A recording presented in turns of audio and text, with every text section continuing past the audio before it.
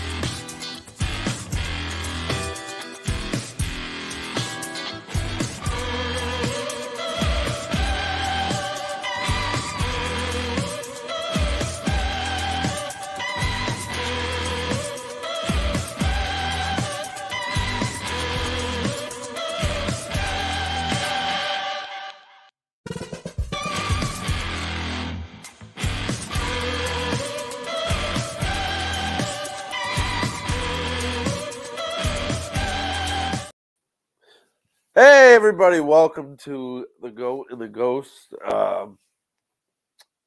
Today we have two very special guests, but before I get into that, I'm going to bring in my partner in crime, the other co-host of the show, my good friend, Buddy. Hey, Buddy. Hey, Guy, how you doing? Can't hear you. Hi, Guy, how you doing? Am I muted? No? Can you hear me? No, you're on a delay, though. Oh, yeah. I live in the world of no internet and no technology, so I'm going to come and go throughout the show, as you will for me, and that will be absolutely terrible, and let's hope for the best. It's good for an internet show. Yeah. Buddy, I'm excited, dude. I'm excited. Dude, I'm really excited, too. Well, we are usually a paranormal/sports show. This evening we're doing all paranormal because we have two very special guests. Before we roll into that, though, I'd like a few announcements. We got a few announcements that we have to make. First off, I'd like to give a big shout out to my guys at our guys at Get Haunted Paranormal Podcast platform. You can see us live on their platform right now. We are on Tuesday nights. We're sandwiched between two really good shows. Check them all out all night long. 7 to 8 is Richie B. Richard B. Or Richie B. Then 8 to 10 is us, and then at 11 it's just Greg. Really great people are on there. Our friend Matty Warner, he's on there. Nice. We got some guests that are coming up live that are going to be on that podcast, that platform as well. You can see us on YouTube Live, which some of you are watching us now on YouTube Live. Some of you are watching us on Facebook. Mine, a Van Down by the Riv podcast, maybe even Bam's if he set it up yet. Twitch, all over the place. Our faces are going to be all over the place. So we have some new shows that are premiering very soon, Bams, and that's why that's one of my announcements. It concerns you a little bit. This Friday at what time? What time can people tune in, Bams? We have yet to say. It's 7 o'clock. We're going to do that, probably so we can be right around. We'll finish right around the beginning of SmackDown, so people can watch prime time SmackDown. The show is called the Mid Card. Brendan, why don't you talk about the Mid Card for a little bit? All right. So the Mid Card started a few years ago. It was with me and a couple friends of mine, and we had a show going for a while. We talked all things wrestling. It was a lot of fun. So when I wanted to do another show, you can take that off of the screen too. Oh, sure. In the middle. So when you and I had talked about starting this platform and starting to branch out and do different podcasts, that was one of the first things I wanted to do was a wrestling show. Right. And Joey Paranormal is going to be joining me. We've done a show together before. Wrestling show was always fun. He loves wrestling just about as much as I do. Right. And I'm excited, dude. It's WrestleMania week. We're headed into one of the biggest WrestleManias of all time. So when they go into increments of 10, like 10, 20, 30, Yeah. WWE likes to do a huge show. Right. They like to put out. It's a big thing. You know what I mean? It's their biggest show of the year, and it's a grand spectacle. And this year is no exception to that rule. They got The Rock coming back. They have it is the biggest WrestleMania that I can remember in a very long time. And I'm excited. And I'm excited to talk about that. There's a bunch of other stuff that happened too, like the drama and this and that, the backstage wrestling stuff we're going to talk about. Oh, it's going to be fun. You guys are not just centered on like WWE, right? No. You're branched out to the little guys and everything. And yeah, we're gonna talk about a lot of stuff. And throughout the course of the show, I'm working on it. I know a few promoters in the area from when I had the show before. I'm big into like local wrestling, and we're gonna try to bring on some local guys that have made a name for themselves in America and Japan.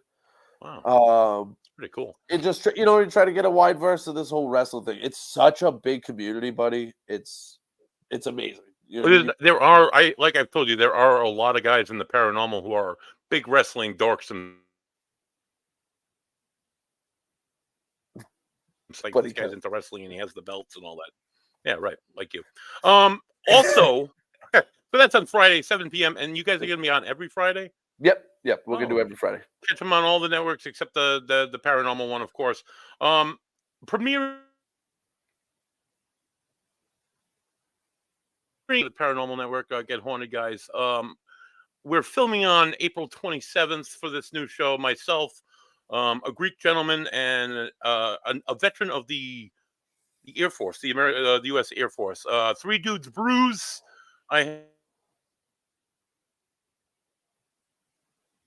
Getting drunk and hammered and making an ass out of yourself, as much as it is like enjoying the craft and the talent and the craft that goes. It's like appreciating a good cooked meal. It's the same with alcohol, but I mean it's almost the same thing. It's what these brewers do. It's not your game anymore. But I had a sour last year. It was peanut butter and jelly. It was made over in Bristol. I died, dude. It was like a peanut butter and jelly sandwich in a beer in my mouth. It was fantastic. We're going to that brewery. We're starting the first inaugural. Oh, buddy, you are cutting out bad. Brewery owned by a woman in the state of Rhode Island. It's in the bucket. It's one of my favorites. It's one of my guests here, my co-host Costas, the Greek. It's one of his favorite places. Tune in, check them all out. We're going to be all over New England. I might, with Rhode Island, Mass, and Connecticut. But anyway, that's my announcement of that. Your internet is choppy today. Choppy. It usually is. Tune in a few weeks. We have a new special guest co-host, Coach Steve. He's a Navy veteran. We can't say what else he did in the Navy, but he's a Navy veteran. He's a varsity football coach for a number of years. He's going to join us and add a little salt and pepper to our paranormal speaker. He's a motivational trainer. I think he'll be great. He has a great haircut like me. Steve and I work together. So this group is like a whole bunch of mental health people kind of like clamming into one podcast, it seems. I like it. We'll make 3 seats. 4.5 of the branches of armed services in this country. We'll have an Air Force vet. We'll have a Navy vet. And Joe Britland, Joe Paranormal, is an Army vet, dude. Oh, nice. And the half is the Coast Guard, because every like notable serviceman in this country has. Oh, dude, you're into that. It's killing me. It's a 4.5. Sounds. I probably that whole thing probably flipped out. All right, so I'm gonna stop with my in and outs. Be sure to like our page. Be sure to subscribe. Maybe we'll grab you for a volunteer for our special Ghost and the Goat.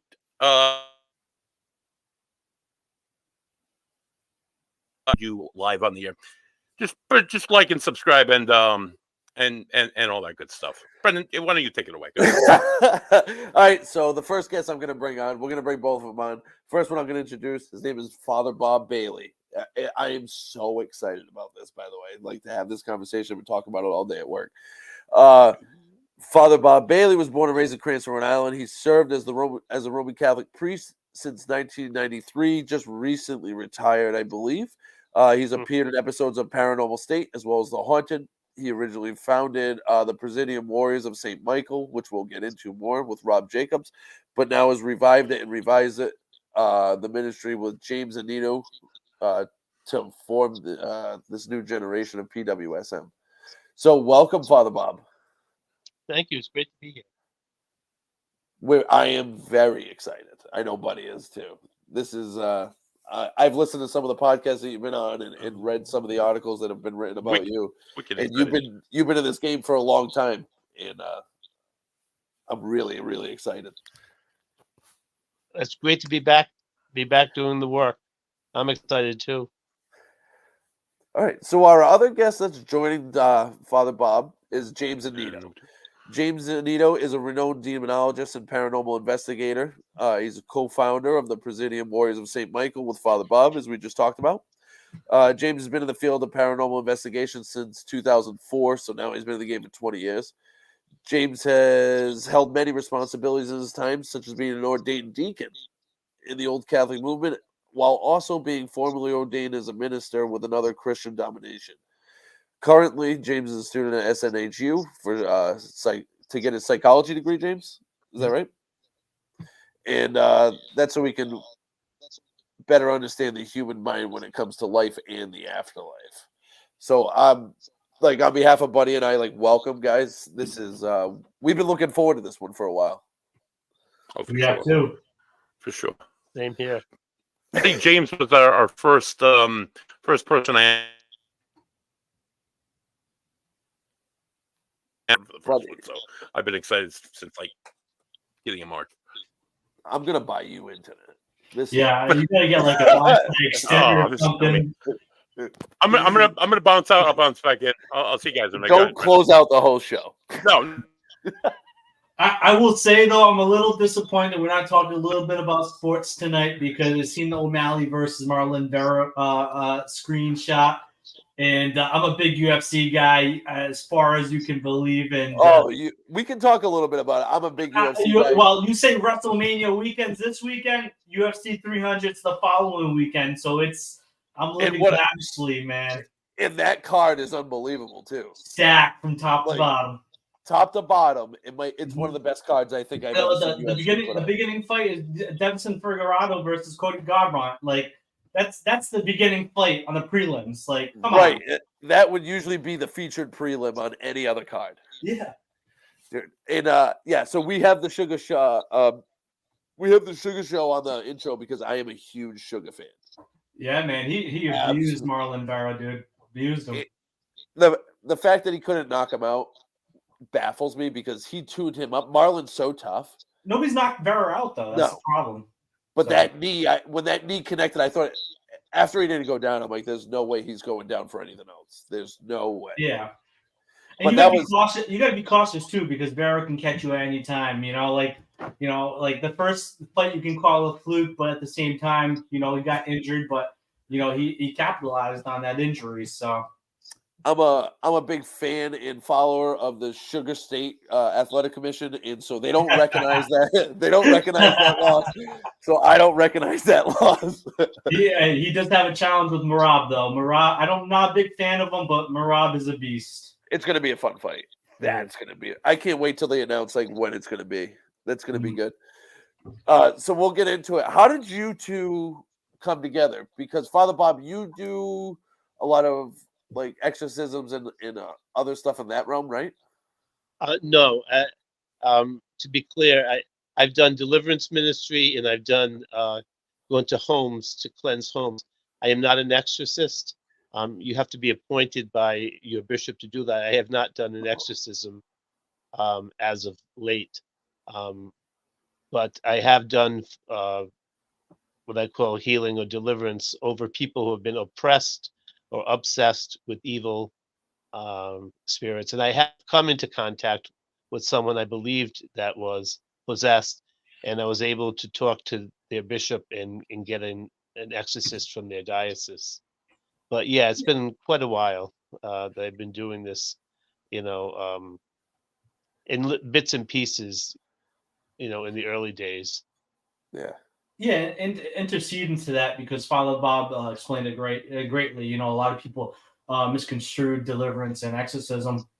And what PWSM is it's a deliverance ministry group. Of course, slithered into the paranormal world because what we do is observing preternatural phenomena, which also could be equated to paranormal, which is in reality the same word, but much fancier. But yeah, PWSM is, we will do deliverances. We will investigate and research people that are being affected by something. They might not know what's going on or truly do believe something that's going on because they have verified evidence from a paranormal group that might be calling us in. But what the great thing about PWSM is, too, with, Father Bob's Roman Catholic background as a priest for 31 years, and of course, my background investigating and studying demonology is that, and the great team that we have, Thomas Donahue, Jamie Gordon, Mike Hatcher, Michelle Clark, Barbara Cole. We have a team of that's built of many different assets. And so if we do come across something that is demonic possession and emphatically an exorcist needs to get involved, we have the team to grab that data. We have that Roman Catholic connection, and we can then bring it to the necessary parties to receive that person help through the right means and right protocols as well. I think you were asking how we had got together. For a while, I was working with my former partner, Rob, but he had since a number of years ago moved with his family to North Carolina. So that's kind of hard to do it long distance. And the work that we do sometimes is so heavy dealing with dark entities. Sometimes it takes a toll on you. Yeah. And you need to step away for a while. So with that happening, PWSM went on a hiatus for about 7 or 8 years until present day when James just took a chance and reached out and something clicked. It was time. And we talked back and forth, and he wanted to revive PWSM. And my circumstances now, being retired, I had to retire early because of health, but things just clicked. And the fact that we got a team together so fast, my head's spinning. My head is really spinning in a good way, Yeah, and for a very long period of time, way before even PWSM. Why don't you tell about the first time we met the case? Well, yeah. So, Father Bob and I met way before that case. I actually reached out because I was not a fan. I hate to use that word, but I definitely looked upon Father Bob as respect. And one of the things that I've tried to do is try to learn from other people. I've worked with many of the most prolific demonologists and other priests in this industry and in ministry work. So I wanted to learn from Father Bob because I respected his pathway. So we had actually for a while had gotten lunch and dinner, and was including with Rob Jacobs or as individuals, and we just learned from each other and talked. But I was very young, and I had a lot of growing to do. So it never clicked at that time. But I came across a case that I worked with ECPRT. They're no longer a team, but they had a case in Cumberland, Rhode Island, where they were experiencing this phenomena. They actually caught this shadow figure that was at least 7 foot tall, basically encapsulated the whole door frame. And it actually made its way onto my ghost story. It was called The Demon Shadow. I forget what season. I think it was season 2, episode 9, but I could be wrong on that. But so Keith Johnson was originally involved in that case, and I don't know why Keith disconnected from that case or what had happened in the midterm, but I was brought involved by ECPRT, who was the original investigators, and I assessed it with them, and I felt like, okay, well, I think Father Bob would be a perfect person to bring in this house to bless this house, and I brought Father Bob on that case, and that was the first time we worked together, and the only time we worked together in past 10 years until last month. Oh, until last month? What happened last month? Yeah. Let's get into this. The creation of PWFM. Yeah, I mean, you're on the cutting edge. We're just beginning. And you guys are among the first to interview us as a united, revitalized PWSM. That's awesome, dude. We're glad that you guys came on, and we're glad that we can be one of your first shows as a team. That's like a huge honor for us. It really is. It's an honor for us too. Well, for sure.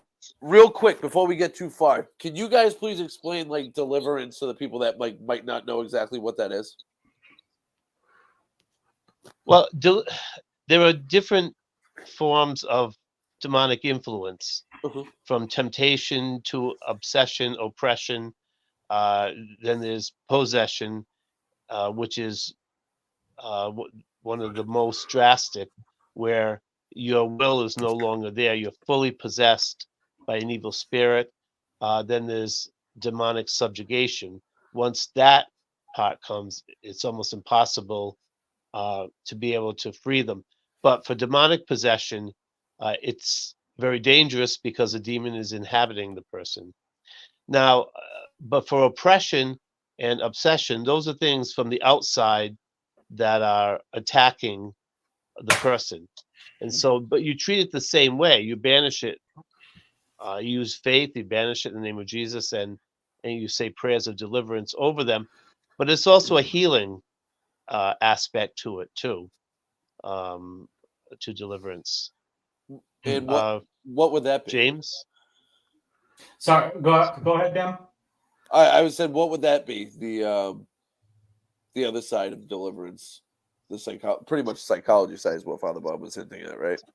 Well, So you could still perform a blessing, or it's sometimes hard if there's some mental health involved to do a deliverance over a person as a placebo effect. Yeah. Because you might put them in the wrong mindset. But a deliverance is used in every retrospect beside possession. And in reality, in an emergency situation, if the person is possessed and they go into a transient state, which is when the entity takes over their motor skills and their bodily functions, then you could perform a deliverance in an emergency situation. But in the retrograde, if we verify that, then that's when an exorcist will get involved. But a deliverance can be used on a house, on a person, like Father Bob said, with depression, obsession.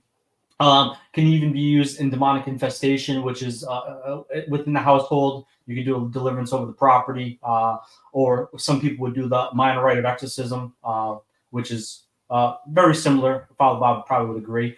But which he can perform. He's not an exorcist, but he could perform the minor rite if in regards, because that is some form of his faculty. But as far as the psychology, as a psychology major, I graduate in August, and I do plan to go get my master's degree.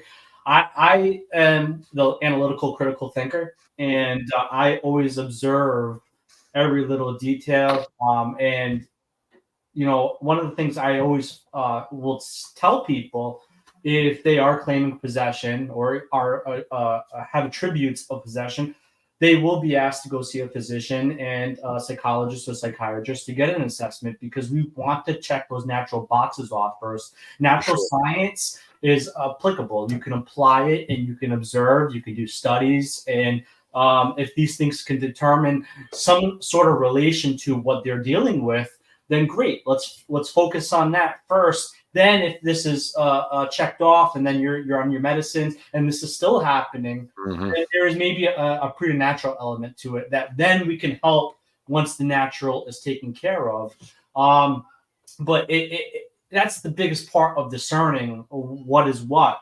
But in our process as PWSM, and in my process as a demonologist, is and then Father Bob as well, is to go there, assess them, and see what phenomena they're dealing with, and see if you can collect data to attribute that this is in fact something paranormal. And most of the time, even after investigation, Father Bob or myself, or now even together, we'll still do a blessing over their house, even if we find nothing, because that is a placebo nature, where they're fearful of living in their house because they feel like there's demons or spirits in their house, and that blessing could be enough to tilt them 180, and they could go their way and live happily ever after.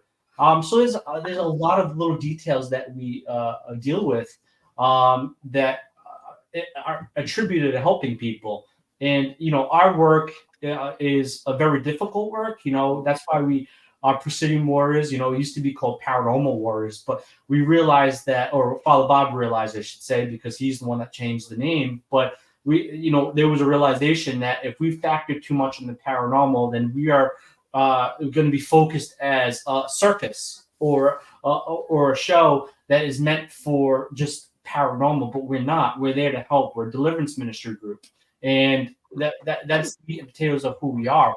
We do a lot of the heavy lifting, the dirty work, and we help people free of charge. That it is our mission to assess and to give help in any regard. Even if it's to the person that has severe mental health. Yeah, I think that again, the Presidium was because we were a specialized area within the paranormal. I mean, we are involved in the paranormal, but because we were warriors, I like the whole idea of a Presidium. And many of the prayers that I say for deliverance are in Latin, so it had a Latin base. But like James was saying, our approach is the approach, of the Catholic Church dealing with possession, but we apply it also to our ministry. Is it has to be holistic. We're not fundamentalists. People that go into deliverance ministry and warfare often get pigeonholed and say, like saying, they're crazy. They think the devil's behind every, every corner and all of that. But we have a holistic approach where we deal with them spiritually, psychologically, and physically. So, and before an exorcism could ever be done in the Catholic Church, there has to be a medical exam and a psychological assessment. Because if there is one of those elements there, and that's what's the problem, an exorcism isn't going to work, and it can be detrimental, dangerous to them psychologically. So I'm very thrilled that James, has the outlook and was looking for those areas of a nurse, someone in the psychological field, and so on, and also a prayer captain, because we have to be guided and protected in prayer every inch of the way, not just when we're doing cases, but once we do a case, we're marked by the other side. So we need that constant protection from retaliation. And to add to that, Father Bob, and talk about the little aspect of the psychological detail of it too, is through my assessments. Through I'm not a clinical psychologist. I don't claim to be, or nor MD, but through my paranormal assessments and helping people for past 12, 13 years doing this realm of work.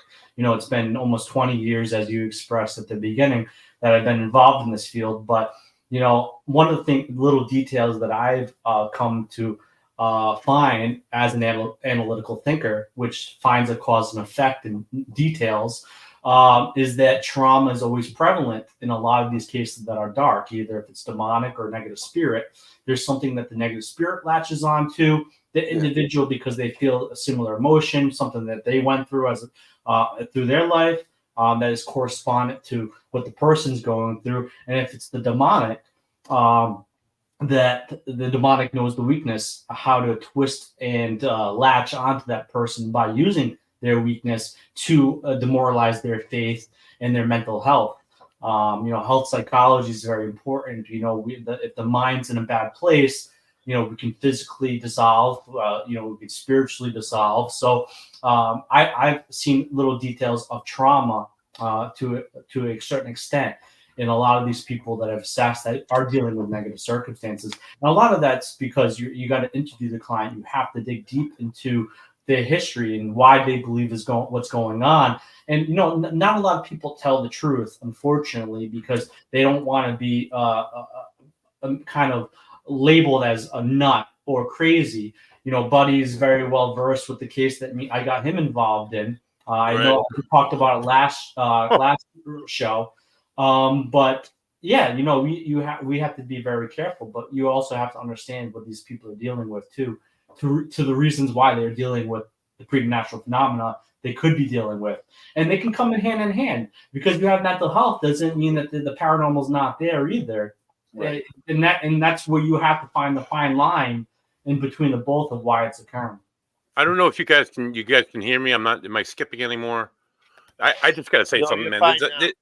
There was a very I totally appreciate what you guys do as far as the demonology thing goes, and helping people out in that sense. There is a very fine line between this right here. I have worked with some tremendously sick people who are actually sick. I don't believe they're affected by anything supernatural at all. Whereas they get a simple change of medication, or if they're on meds for a long period of time and then the meds stop working, essentially, they become immune to them, and they have to get a med wash, and they have to get put on a new series of meds. I've seen this countless times, but people have told me that the devil and God are battling in their bodies. It's just all in their head. So there's a very fine line you got to walk between mental illness and somebody who's actually possessed by negative. Yeah. The other thing I wanted to ask you guys, now that I have service again, so for me, this is like real evil. I understand the supernatural part of it because I'm an investigator, but for me as a person, when I see things like an evil person that walks the earth, like somebody who has no problem with hurting somebody else, somebody has no problem who will hurt somebody else to take advantage of them, to string them along as long as they can, suck them dry to benefit their own selves, and then just cut them loose. Someone who murders their entire family and blames it on mental health, and then turns around and they're smug and completely with it. Just how do you define between actual evil and like an evil person and like a person that's possessed by evil? You know what I'm saying? That's a good question, buddy. Well, there are spiritual things that can be done to discern whether there is an entity, an evil entity. For instance, praying over them, saying the holy name of Jesus. I have done where I've given them water to drink, not telling them it's holy water, to see if there'd be a reaction. Nice. So there's religious provocation that can, and again, that can also go hand in hand with mental illness. But after a while working with somebody, you can kind of figure out whether it is or it isn't. Mentally or not, if they're playing a game, you can kind of figure it out. Right. And my gosh, let me tell you, and I'm sure James, in our past, we've dealt with plenty of them. Oh, so yeah, how long? Oh my God. And it's so hard to get away from that. So how long would one of those assessments typically take for you to decide? Is it like case by case? Is there like a general outline of like how many meetings you have, or? I know James can answer on his and mine. It's not defined. It's case by case. It would be case by case, and a lot of times for myself, I was referred to by a paranormal group, so they had already done their assessment. They had already done the work of doing. Because mostly I've done houses and properties. But yeah, it's case by case. James, would you agree? Yeah, it's definitely case by case. As the kind of the investigator within the dirt of everything, sometimes it could take days, sometimes it could take hours. It could take multiple visits.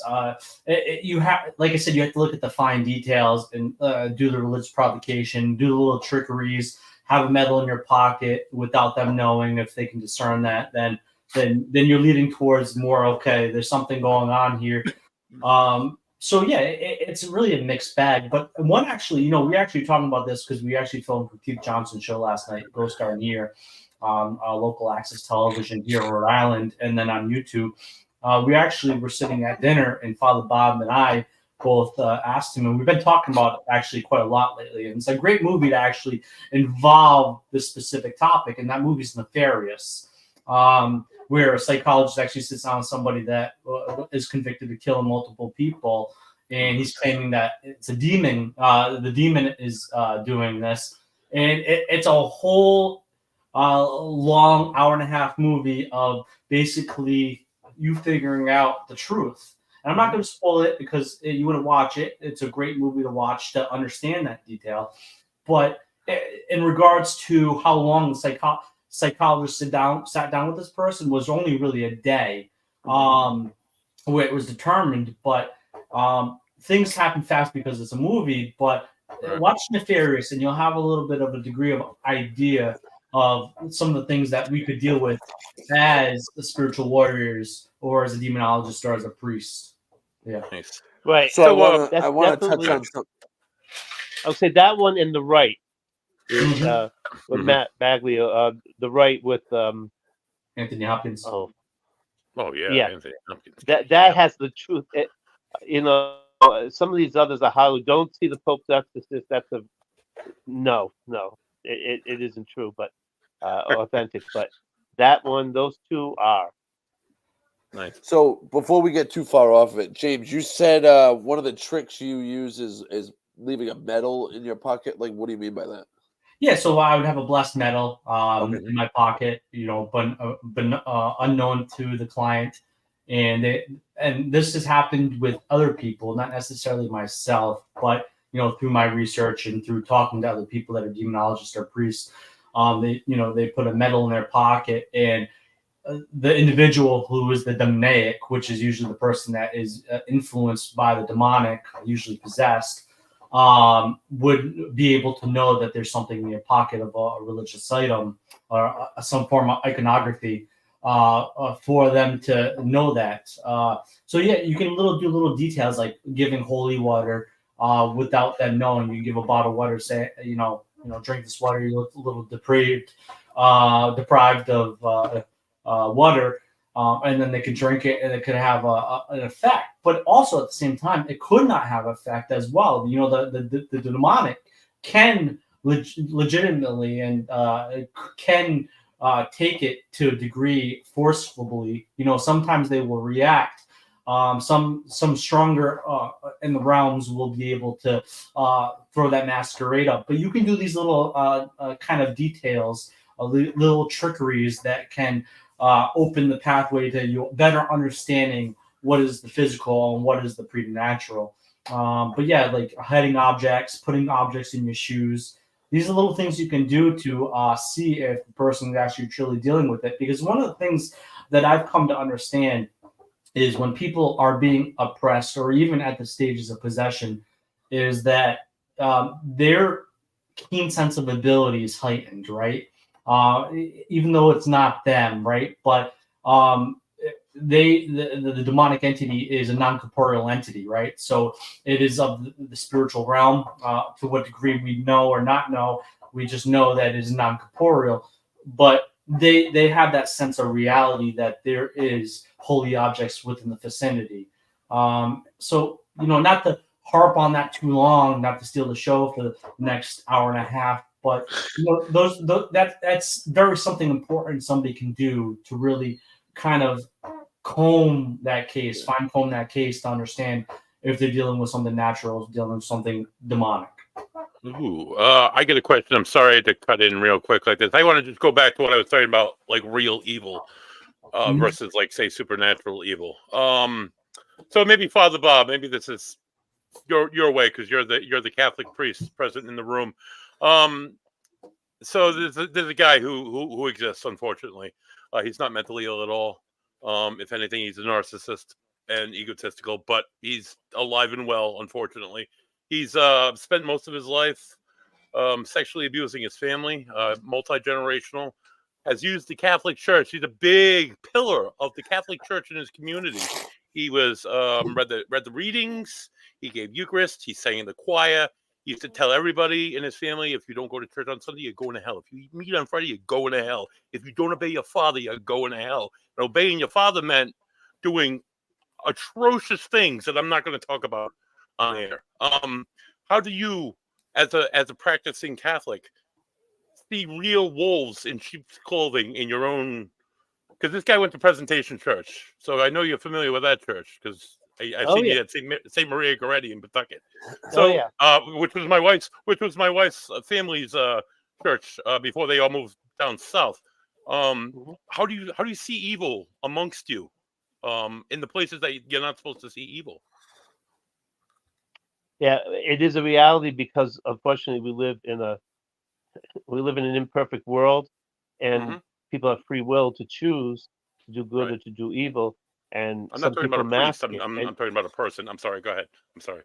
I didn't want to confuse. Yeah, and unfortunately, yeah, you do see people hiding behind religion and using that, and and it's a sad thing. Atrocities in the name of God. It's been done for thousands of years. Right. And I would say that there is a spirit there, in a sense, of religiosity that that hiding and using religion. It's not a demonic spirit, but it is a form of evil. A negative influence that they have allowed themselves to masquerade and to use that. For myself, I've had to toss some people out. Good. I've had to toss some people out. Yeah, he's an evil soul for sure. Anyway, I just want to throw that out there. Go ahead, Brendan. I agree with you. I agree with you 100%.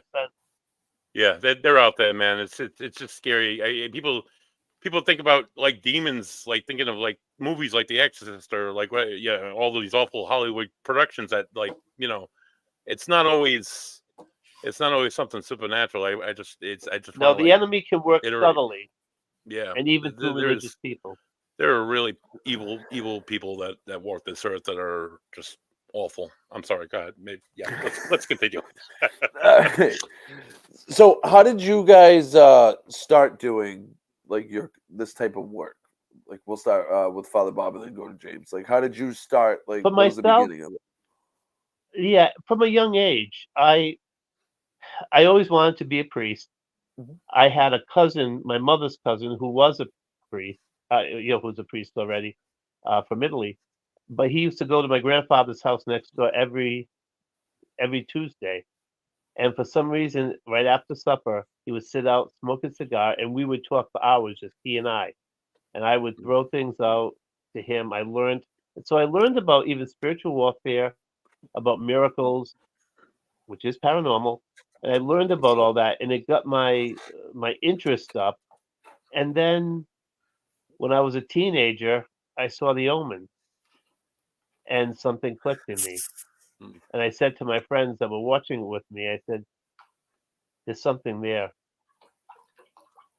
There's something there. I feel a connection to that movie. So, but it didn't go a lot of places because I didn't know any. There were paranormal groups that I was friendly with. So it kind of went dormant, but I did deal with spiritual warfare, in battling evil on my own. So it wasn't until I met Keith Johnson, and I became a groupie on the show, nice. watching them, and then he invited me on a case. Nice. And then I knew right from there to when I started doing the prayers, this is part of my priesthood that I want to exercise. I feel called to do that. That's awesome. And Father Bob, I do have a question. Was it tough to get involved in like more the paranormal realm? Because I feel like in the Catholic religion, it's like very taboo. I'm sorry. I'm finding it hard to hear. What were you Sounds like you got a saying? phone call. I think your phone's ringing. Yeah, I said, how did you I- Did you I- find I- it? Of course, it's gonna ring. Did you find it difficult to get started in the more paranormal realm and like the dark spirits, like trying to fight off that? Because I feel like in the Catholic religion, it's almost frowned upon. It's like very taboo, right? Yeah, there's a lot of misunderstanding about in a theological sense. But yeah, I mean, it wasn't difficult once I started doing it, but to find people that were interested, spiritual warfare, no problem, because that's part of our faith. But yeah, getting involved, with ghosts and all that, yeah, people made fun of me. They still do.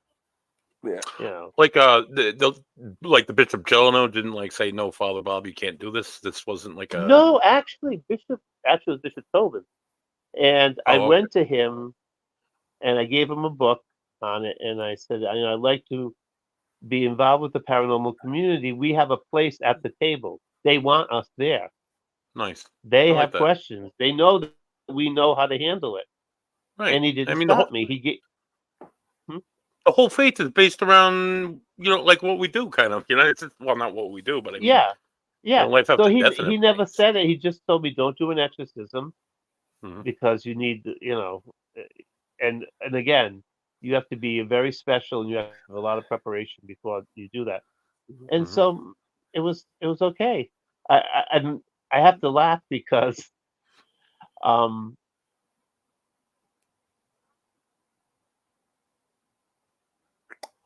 He's got your internet now, buddy. Yeah. Oh, it's not me. I thought it was me. I'm like, oh No, no. it's oh not no, you're back. It's not, buddy. Oh, So and I guess there we Bishop go. said to him, well, some people spend their day off with golf, playing golf. Others chase ghosts. So I never got any negative from that. That's good. Uh, I do have one was- question for you, Father Bob, really quick.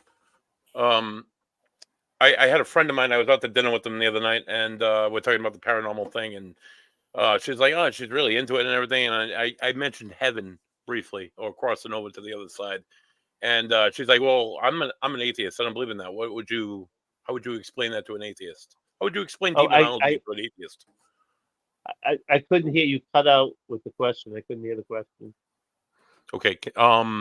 So a good friend of mine is an atheist. So as soon as I mentioned heaven and crossing over as when you die, she's like, "How would you? I'm an atheist. I don't believe in that. How would you explain that to an atheist? How would you explain demonology to an atheist?" I don't think you really can. Like no matter what you say, if they don't believe it, they're not.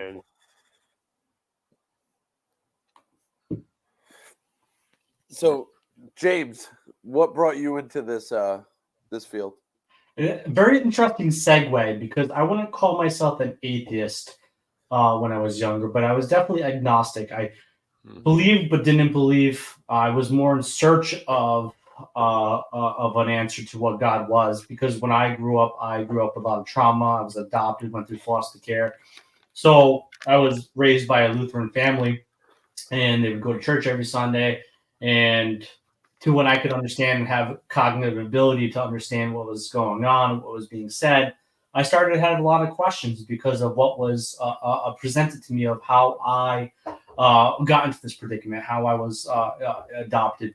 So, in reality, I came very, I don't like the word intelligent fast, but I came literal to the sense that I was seeking every answer that I can through many different questions, through reading, going to the library, being one of those weird children that would pick up biology books, reading about Darwinism, Charles Darwin, and I was very fascinated in the possibilities of God. So through a lot of that intensive research, I eventually was in the military. I was in the Army for a short period of time. And when to predate the military, I actually started getting involved in paranormal investigation at 14 years old. because of a show called Ghost Hunters that boomed in from Rhode Island. So it fascinated me, but it wasn't just Ghost Hunters. You know, it was Leonard Nimoy in Search Of. It was Tales of the Crypt. It was Encounters of the Fourth Kind. It was Scariest Places on Earth. It was Scooby Doo even. So a lot of course, Montel Williams with Sylvia Brown. So a lot of these unsolved mysteries. So a lot of these are culminations of different television shows and my own research as a child led me to seeing that people did this beside reading the books like from the Warrens or Hans Holzer. And so I started investigating. But the investigating was just more for enjoyment, sort of, in the sense of like finding my own answers to my own questions. And when I went in the military, I had a prolific moment where every Sunday, instead of going to church to actually pray and be involved, it was to escape cleaning the barracks for an hour or two, being in service. But eventually I came across a church called the Church of Christ, which I actually was later ordained with outside of the military. But I went to Church of Christ, and I was doing my old technique of getting a nap in, hoping the drill sergeants didn't see me, because even though they couldn't yell at you in service, you know, you would definitely get an ass reaming afterwards. The drill sergeant would then tell your platoon or your company that you were using the service as a means to escape cleaning the barracks. Weirdly enough, I'm a jokester, but I wouldn't have done this to elicit a joke, because I rather not. But when the pastor asked who would like to be baptized today, something jolted through my body to raise my hand. It was like an electrical surge. I raised my hand. I got baptized that day, and after I got baptized, there was a complete 180 in my demeanor of religion and God. And I actually started reading the Bible. I started praying at night. And that's really what kind of injected my journey into the ministry work aspect of paranormal, because I was just investigating and researching for the fun of it. So when I got out of the military, I basically started investigating with people, a lot of other different people. I worked with Andre Corrier, who was part of Rhode Island Paranormal Society, and we created a group called Ghost Hunters of Supernatural Truth in early 2000s. And, we started doing residential cases. And, basically what happened is, like, Father Bob was a groupie to Keith Johnson. I actually had met Keith Johnson when I was a Walmart department manager in electronics, because I have an electronics background initially. So I started taking his ear apart about certain topics and certain methods, and I respected that he was acclaimed demonologist, and started asking about that. But really, what the true epiphany, which kind of launched me into this, was that his brother Carl became acquainted with me, and they were looking for a tech manager for their group at that time.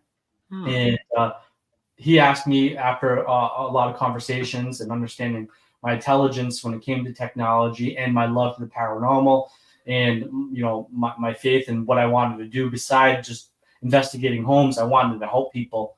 And Carl took me under his wing. I became a tech manager. I then eventually, as well, was ordained. I was a pastoral assistant with the church in East Greenwich, and eventually became ordained. And instead of being a pastor, I felt like my mission was deliverance ministry and doing deliverances. And so I became a kind of a roving deliverance minister for the Church of Christ, and would elicit my services to do blessings after investigation. And that's really kind of like, I could go so on and on about my journey for the past 20 years of my life doing this, but really that was the launching point that got me into this line of work, was working with Carl and as well being affiliated with the Church of Christ and doing deliverance ministry. Kind of bled together, and I utilized both in the means, because the one thing I will say before I turn it over is there was something that of a case that we were involved with near Seekonk, Massachusetts. where the people were very terrified with the haunting they were dealing with. And I don't necessarily think, if I look back at it 15 years now, or well, not 15, 12, 13 years now, whatever, however long it's been, that they weren't dealing with anything negative. They were just scared because things were going on and they didn't understand it. But there was something in me that said, well, investigator can investigate. They can collect the data. They can say this is your house is haunted or not. But what comes afterwards? And that was my big question to myself. What comes afterwards? Do I just say, okay, your house is haunted. Have a great day. Thank you for inviting us in your house. And that wasn't good enough for me anymore. It wasn't good enough for me anymore. No. I wanted to help them. And that was really the kind of the shift in my mentality of being involved in this field. I got a question from the from the chat room guys for you too. I'm gonna pop this up here from Sarah Foreign. Oh no, that's the wrong. Yeah, Thomas. Yeah.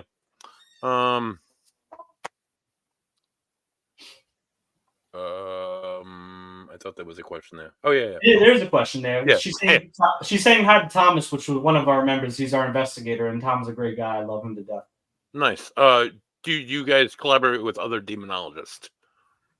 This is a group effort. I do. I've worked with some of the best or people that claim it. Even I had conversations with Adam Bly, who is the one of the he's me and Father Bob at this talk. He claims he calls himself a demonologist, but he also does train priests in the Philadelphia area in the realms of demonology. But I have worked with other demonologists. I used to run one of the largest ministries in the country at a time called the Dominion Ministry. Yeah. Father Bob, would you like to take the rest of the answer? Yeah, I mean, I don't work with other demonologists in the sense because I just haven't really come in. Well, I shouldn't say that. Michelle Belanger, I have worked with her closely on a number of cases when I was in. And you worked with Keith. But yeah, that's true, Keith too. So I just haven't met those people, and as far as demonology goes, it's part of our training. Like, I understand what a demon is. Mm-hmm. My philosophy, I would just want to help, Right. and I have the wherewithal to help them spiritually by my authority as a priest of Jesus Christ. So, but I would like to, share knowledge with other people. It's just been limited, and whether it's needed or not for me to be able to learn any more about that. Right now, it's I just want to serve and help people, and so those who are knowledgeable, I can go to and get information from. Yeah, we've been name dropping Keith and Carl Johnson. Big shout out to the twins. Great group of guys have supported me over the years since I've been investigating this thing. Everything I've done publicly, Carl shows up to, and out of the blue, it's just awesome. They're a great group of guys. I hope to have them both on here relatively soon. I do want to add something about PWSM too. Is when we are a regional team, we might travel here or there in necessity if a client really can't or we can't find somebody close to them. PWSM is regional to New England, and eventually, like PWSM at one point in the past with Rob Jacobs and Father Bob was more of a spread out team or effort. We're in the infancy stage where the sense of we're learning how to sit up again, then we're going to crawl and walk, and then the physical sense of what the body can do. But we are at the infancy stage, and eventually, down the road, years down, we might become more expansive. But one problem I have with that too is running Dominion Ministry, and there was a hell of a lot of great people involved in that. That really meant well. But one of the things, even though if you have procedures, there are a lot of people that don't ethically follow those procedures when you're not there to observe them doing so. And that's the problem I think Father Bob had too, is that, they were part of the PWSM organization in the fleet sense. But it's hard if you're not there as the directors or the co-founders to really understand what they're dealing with.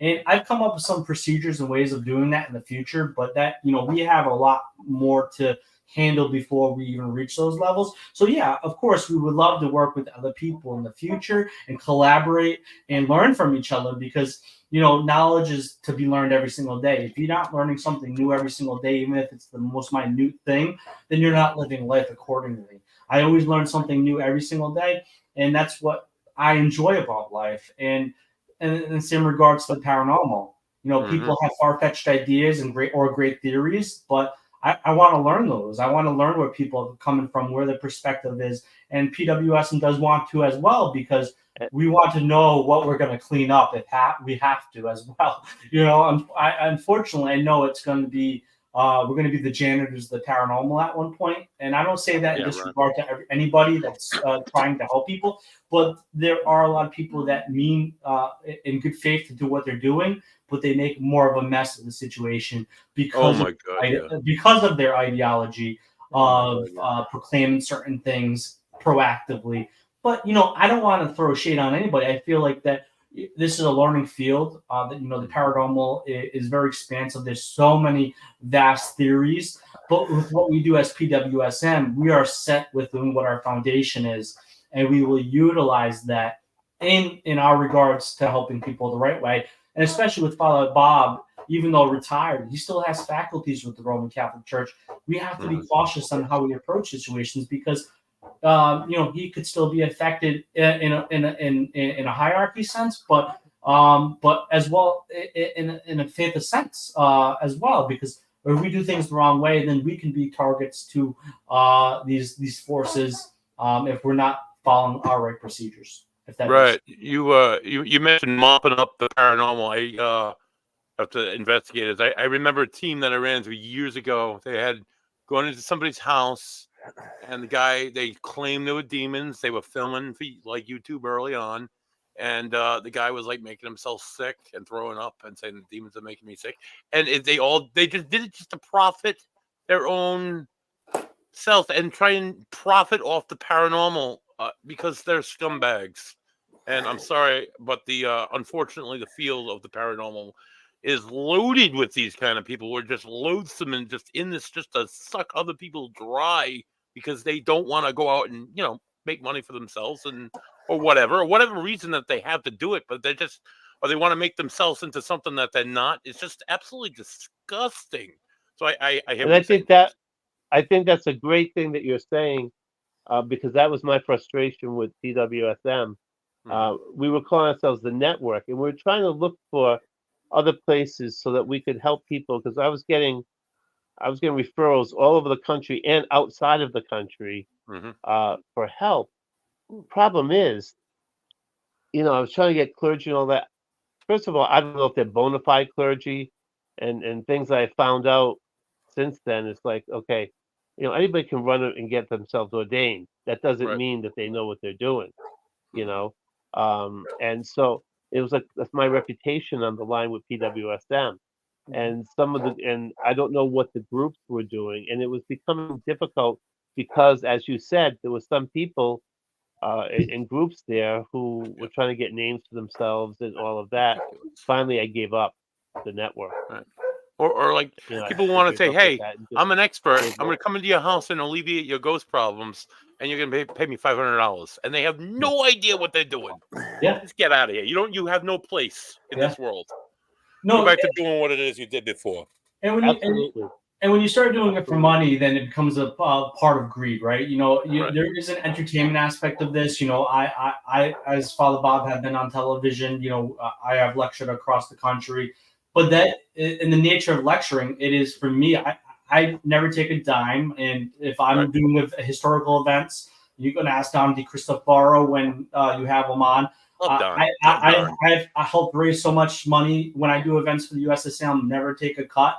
And other events that I'm doing one in South Carolina in June on the weekend of my birthday. All funds go to them for the restoration of their historical society. I do this because I love it. I want to help people, but I also want to spread the knowledge that I do have. I'm not an expert. I'm a specialist in a specific field. well, I'm specialized in many aspects. I work with parapsychology group. I have a psychology background. But I'm a specialist into one degree of it, even though I have a lot of experience in all of it. But I do it because I want people to understand the misconceptions, reach out to the right people. I can't say I haven't made mistakes. As Father Bob has known, I was young, and Buddy, you know me for a long time. I've made a lot of mistakes that I can't take back in the past, but you learn from these and you grow from it, and you learn what mistakes you made to get to the next level of your intelligence and to how your ideology and how you handle certain circumstances. But it's unfortunate the paranormal is the way it is, but people will weed themselves out, and for the people that need the help will find the right people as well. And it's unfortunate that people do charge. I think that should be a telltale sign that you should run away right away.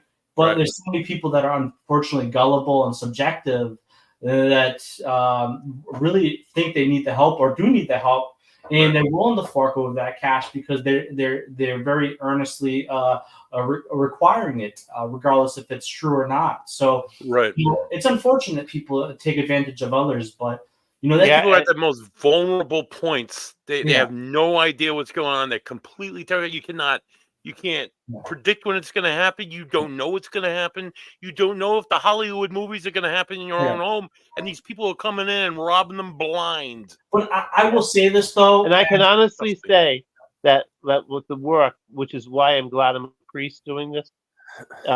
When I was on Paranormal State, and especially on the Haunted, I didn't get a cent for it. I did not get a salary for it. That's awesome. I signed my life away, saying that that I wasn't going to get, and never realizing how much it would be repeated, how much these programs were going to be on and on and on. And people might think, well, he's getting royalties for it. Absolutely not. Not one red cent. And I want to say one thing. And that's fine. Yeah. That's not why I'm doing it.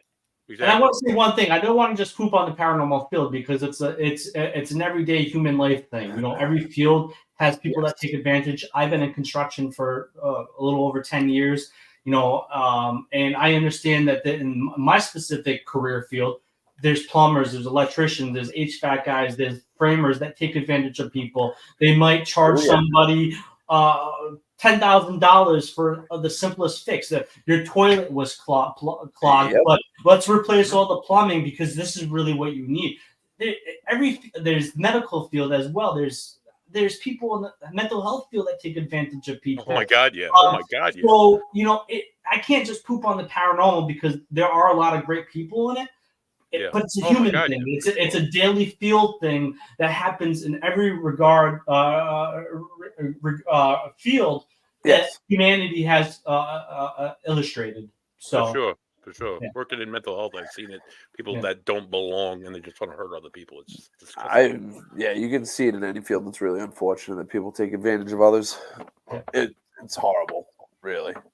So something I wanted to get into with you guys was you guys say you do a lot of properties, right?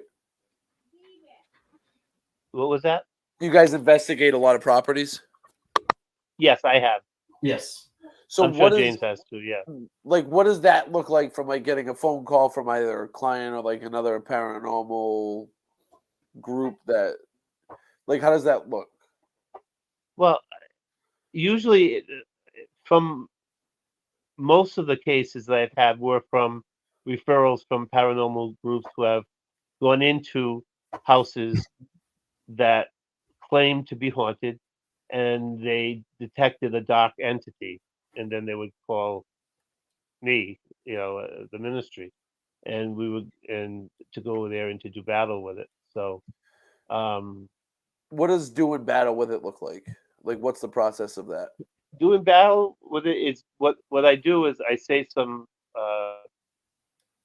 stylized prayers, ritual prayers that I put together from sources that have worked, and I go through every single room, blessing it, taking holy water, taking blessed incense, holy salt, and trying to close any portals, and then trying to banish the spirit. And then once that's done, I do a surrounding, a hedge of protection around the property. I give them metals to bury on the four corners. And then sometimes you have to do it more than once because they can hide. A lot of the times they go in there, there's no manifestations because they hide, you know. So it would be, it's a stylized ritual that I've come up with for what I call liberation of a home. Again, using the salt of water, blessed candles. Then I would give them candles. I would give them the holy water and ask them to continue to do that for a while until it eases up. And sometimes it works once, sometimes it takes 3 or 4 times. Bam, I think that I can answer that question to the full regard. It's great that we have the liberation, but let's say I'm the paranormal team, or PWSM gets involved in the case before Father Bob can, or if he's there. So to the degree, usually would get contacted through email or phone, because I do give my phone number out. As I say, respect me, I will respect you kind of situation. But I'll either get a phone call or an email or a text saying, this is what's going on, a whole litany of paragraphs of their life story of paranormal phenomena. Then basically what would happen is I would email them a questionnaire that's 5 pages long that talks about if they're on medicine, how long they live there, how long it's been happening, what do they believe is going on, lots of different questions. And then what I'll do is after that email questionnaire, I'll call them. I'll do either a voice over IP call or a phone call, and I will then ask them the same questions over again to elicit to see if the story has changed, or the facts are staying true. And then usually from that, regardless of how I feel about it, as long as it's in the means of travel, I will then set up a physical interview and physical investigation. And then, of course, the third time physically, I will basically go over the same questionnaire. It's like a triad of craziness, but then just to see if I could solidify everything they said is verbatim, and then I will then investigate. I will collect my baseline readings. If there's any, especially being construction background, if there's unlevel floors, if there's high EMF radiation from the breaker box or any GFIs or plugs. And then I, of course, will then check if the furnace or boiler is exhausting correctly so that there's no CO2. And then, I will then, of course, ask specific neutral questions to the environment to see if anything does answer back through EVP. And then, of course, observe the clients, kind of nose around to their household, see if they're living, as hoarders or disorderly. Observe how the clients are if it's a family, how they're talking to each other. And basically then regardless of what I found or if there was any active communication during that, I still will do a blessing just to calm them down. And then if they will call me back or I will follow up and say, how have things been? And then if not, I'll go back again, do a little bit more kind of data collecting to see why it could still be lingering. And then, of course, do another blessing. And sometimes it's a revolving door. Sometimes it has to be done multiple times, especially what I've come to find. And I'm not blaming this on the client.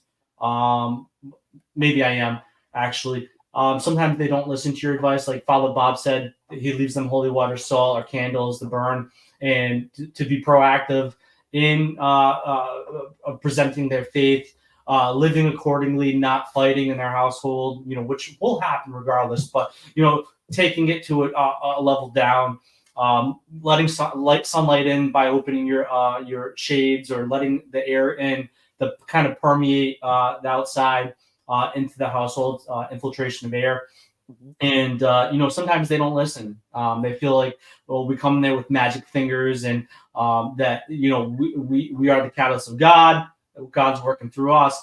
But if somebody's not in taking faith, or the spirit does not want to move on, or if it's something evil or malignant that is, a predatorial spirit, it's gonna as soon as it finds a weakness within the shield, it's gonna crack right through it and go back to its devastation, and it's lingering. So it's also about training the clients and giving them the right tools and the right mindset. If there's trauma prevalent, I do always say if there's trauma, and I do ask this question: are you seeing a psychologist, a psychiatrist? Are you on any psychoactive drugs or on any medications? And if they aren't, and they do have trauma, I do suggest them to go to see a therapist or psychologist to overcome that battle as well on a mental health orientation. Because if they aren't able to overcome that hurdle, they're not going to overcome the hurdle of faith sometimes, because it will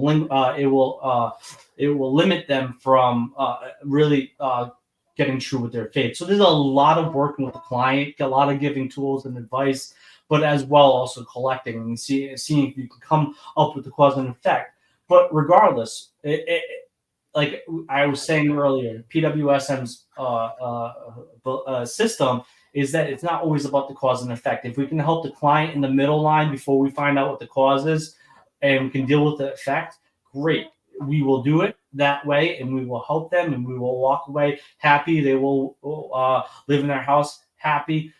So it's not always to that full degree, but that is basically step by step to how a case would unfold if it wasn't fixed the first time. And some of these aren't. And I think Father Bob and I can both acknowledge that there's been times where we've had to go back quite a few times before there was some sort of resolution. I think that what James is talking about has already been done for me. When we were doing PWSM, we were a style, we're a specialty ministry. So that work that he's describing had already been done by groups, and they determined that it was a dark entity, and that's when we were called in. We didn't have to do all of that because that was already done for us. So I would go in doing the prayers and commanding, and then trying to cleanse spiritually the house. So now we're trying to be a little bit more of both, moving on. But in the beginning, we were at the assistance of paranormal groups to be an arm for them when they ran into something dark, because that's not for everybody, the spiritual battle. Yeah.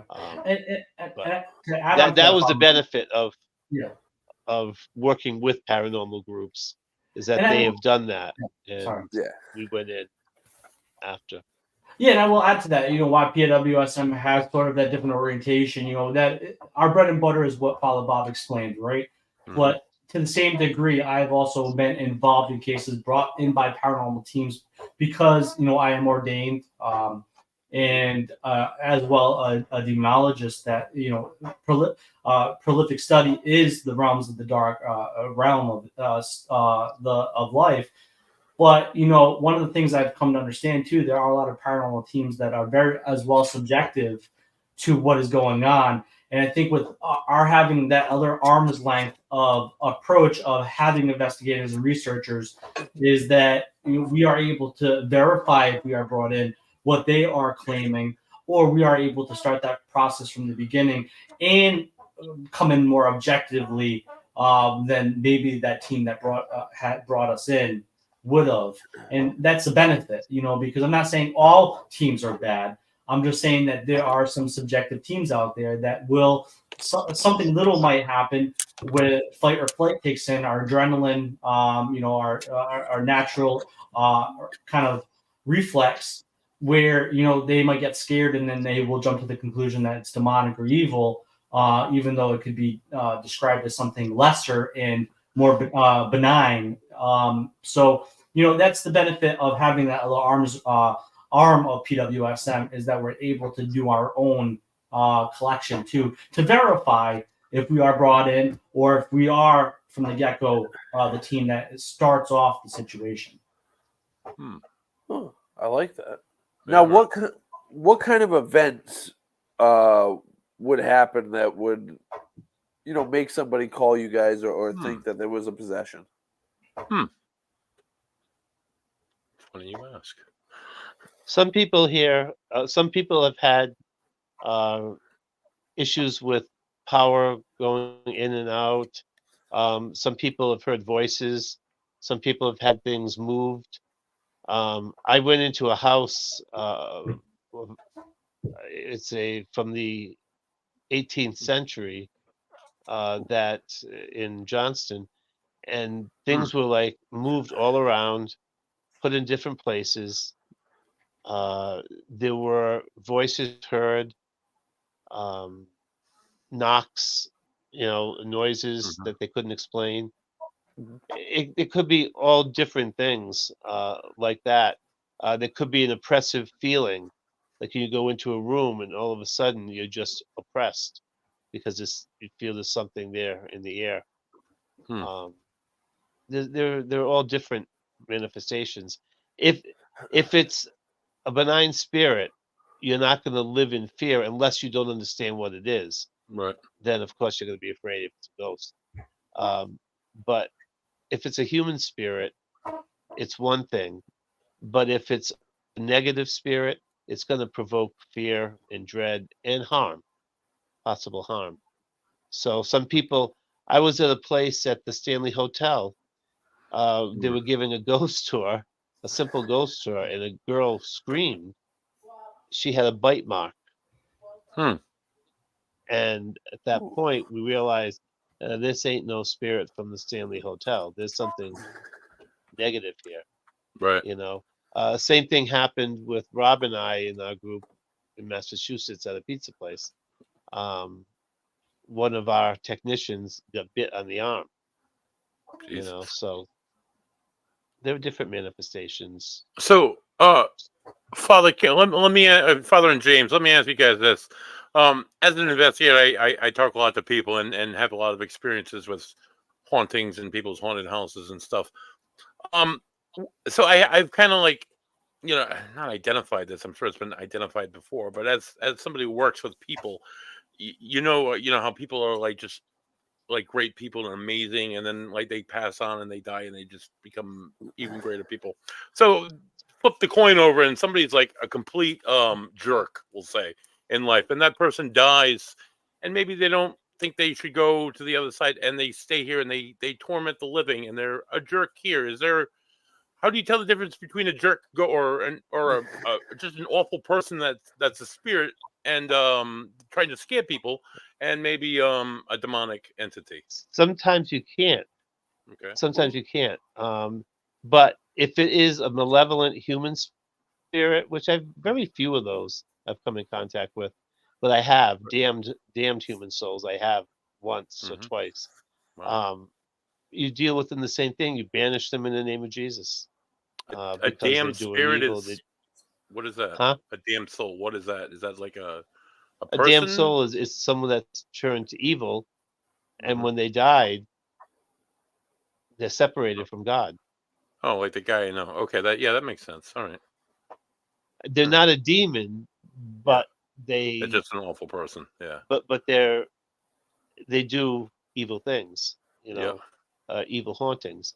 But that's like I said, that hasn't been very many in my Hmm. experience. Mostly, some people have had uh, spirits that maybe that have been on the property, or they're Yep. already passed over, loved ones or whatever, and you just kind of I try to cross them over and pray Yep. for their souls to be free, Hmm. and a lot of times that helps to Nice. bring peace That's to nice. the house. Right. Or you set parameters with Hmm. them. Yeah. Right. Like what? Like, for instance, in the one house, I told them if there is a spirit here, then you are not to do this, you are not to do that, and because you're scaring the homeowners. Please stop what you're doing. And Hmm. generally it works because they're not, if they're a human spirit. But at the same time, I try to put them at peace because they're not. If they're still wandering, they're not at peace. That's not what they're supposed to be doing. Yeah. You know, Yes. they're not. You know, they need to be where they're supposed to be with God, on a plane that's, you know, different. You know, not on this earthly plane. Hmm. So that's why I don't like going to ghost hunts and stuff, because to me it's like Disneyland, and I get very upset with that. People Yeah. like to go to haunted places for giggles, and Yeah, right. and they like to, you know, like, oh, we're gonna get, and I'm saying, but these are souls, these are people. If this is true, they need to be released. They need to go to peace. They need to know that there is a light for them to go to. Huh. And the places I've gone to, of course, the people that own the place, they're not happy about it. What I say, Right. because they want to perpetrate it. You know, Of but course. Of human course. spirits are not. It's not a zoo where we, you know, I don't know. That's my personal opinion. Okay, But- so let me just add to that just a little bit. So about when I first met James Annitto, I reached out to as a younger, well, I was young, about like 12 years ago. I reached out because I had a case that someone was experiencing some pretty heightened activity. We did a few investigations, a few on-site investigations with my team. We kind of got like I brought some mediums in. The mediums got a really, they claimed that there was demonic possession. We were in the basement. One was getting sick. She couldn't get up. She was about to vomit. We finally coaxed her into getting up, and let's just explore this a little bit. We went into one side of the basement, and they were both saying they were seeing evil entities, that they were demons. They were both Catholic based. And in my head, I didn't say anything out loud. I'm like, oh, all right, okay. I just, in my head, I said, all right, if that's a demon, show me something. Come on. I almost did it. Like I did it. And the lady behind me, Amy, she let out a scream. I'm like, well, like, what's wrong? What's going on? And she lifted up her shirt, and this is what we see. And it was like immediate. I mean, it's kind of a glossy photo. It's tough to see, but there were 3 red scratches on her back. And they dissipated not too long after we left the residence. But she was like burning sensation. She was in a lot of pain, and they just left. And both these ladies went to a church, and they sat in the church for the rest of the night and prayed. And they never came out with another case again. But I brought in James had referred me to another demonologist that he was working with at the time, and he came down, and I participated in that, and that was honestly the most surreal experience that I've ever had while investigating the paranormal. It's just I can't say that I 100% ever believed in it, but I mean, like, oh my God, if there was ever a day that I believed that there were demons in this lady's house, it was that day. It was just so, like, next level weird, But I think it's really cool what you guys do. It's tough. It's a tough, as a skeptic, it's a tough toss for me, but Whew. Yeah, I mean, you don't get that every day either. That kind of right, that level, evidence. that like instant, like happening. Yeah. It was like within a second of me thinking that it happened. So it's like, ugh, that's kind of even more creepy because now they're in my head. Ugh. So I'm a ghost guy. I don't even touch this stuff. We had an episode on Paranormal State where we were at, I forget where we were, at a location, and we were at that point praying for. We knew it was a dark entity, Mm-hmm. and one of the guys, I don't know if it was Chip or not, and they had everything monitored, the lights, the heating, all of that. Mhm. Said the prayer to Saint Michael, Mhm. and as soon as he said that, it just jumped. It literally, the heat, the light, it jumped.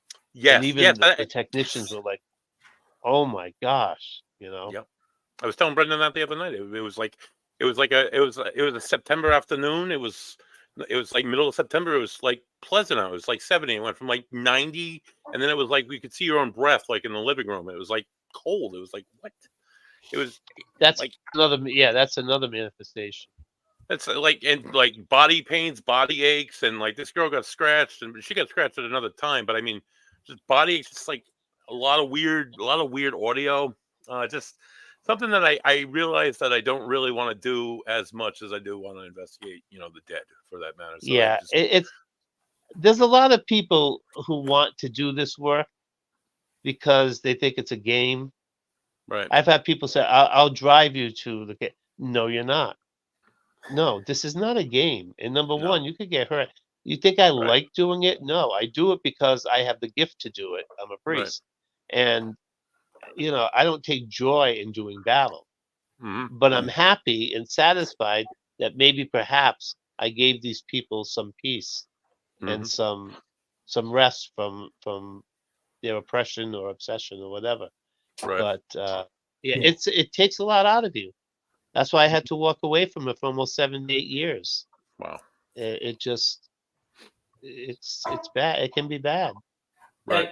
And to add to that too is, I have not like joyously put people in those circumstances. Like, so in regards, if I think you're a good person and you really have good intentions to do this kind of work, I'm not necessarily going to be the one that says, no, you can't help me or come to understand this reality. But there have been so many times where I have brought people that had good intentions and a strong faith and really meant what they were sincere about wanting to do this work. And I brought these people on there, and many of them faded away from those moments. Things would happen and it would scar them, where they would say, okay, well, we're just doing the ghost stuff. This is beyond my pay grade. This is not what I expect. And some of these were lesser cases. Some of these were situations that I wouldn't quantify as demonic, but they were definitely evil, malevolent human beings. It really scars these people because it's a different mentality. Like I like to say I'm crazy, right? And I joke a little bit about it because, yes, our physical bodies will react to evil, either if it's an evil person or, of course, a non-corporeal spirit, such as a demonic entity. Your body will react to it, Sure. and to a degree. There's levels of activation to your body, but it will take a toll on you, and then it also will take a mental toll on you too. So a lot of people that I have taken on that really had like good intentions definitely strayed away from this avenue. One of the prolific cases that I always remember is a New York case that I did with Sabrina Myers, Sabrina Pasquarelli, sorry, and she was part of Sanctuary. She was the director of Sanctuary Paranormal, which is Dave Giuliano's group, and I was a member as well. And I aided them in that case, and I brought two people with me that I think of the world, really great investigators. I won't say their names so I don't put them in shame because they talked about their story as well, about this predicament. But, it after that case, like their life went in shambles. And whatever was affecting that client kind of bled into their life a little bit. And these things do happen. And that is something that Father Bob and I understand. We both have been hit with curveballs in our life, or have physically felt it, being more emotionally tired. These are things that happen, and these are things that you have to put in your shoulder, and it's tough. This line, Father Bob said something great yesterday. What an exorcist said to him is every single time that exorcist did an exorcism, he said it took a piece of his life away. And I feel the same way. Every time I mingle with something, I feel like there's a little piece of me that changes, that starts to deteriorate, because being around evil is bad for you. If you're in a negative work environment every single day, it will take a toll on you psychologically and physically. So if in that same parameter of we're dealing with negative spirits and evil and malignant spirits, that it does take a toll on us, and it's unfortunate. But somebody has to do this work, and somebody has to put that weight on their shoulders, because if not, who will fight the battle? Oh my God, dude! As a mental health professional, I mean, in any job really, but it takes a physical toll just to see what these people are experiencing every day. See these kids who are raised by monsters, to see like people just living in like a complete world of delusions and hallucinations, and they don't. It's just terrible. Years and years of just like torture. It's horrifying, dude. And it does take a toll on me as a professional, as I'm sure it has BAMs over the years. It has anybody I know that's spends a lot of time in these institutions or these places that do really great things for people, but it's wicked draining on the body and the soul. Yeah, It takes a lot out of your I spirit. worked for a time at the state hospital.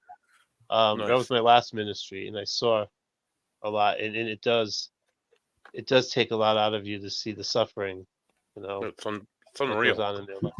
Yeah, and the transference too with their emotions, you take on those emotions too, and that's sometimes the most difficult thing with people starting to get in this line of work is the emotions of the clients you're dealing with. If you don't know how to cut that cord once you step out of that house, you will take their emotional baggage with you, and it will eat away at you. Even if it's not the spirit, it could be their emotions, it could be their livelihood, and that it's called transference in psychology. Oh, for sure. Yeah, for sure.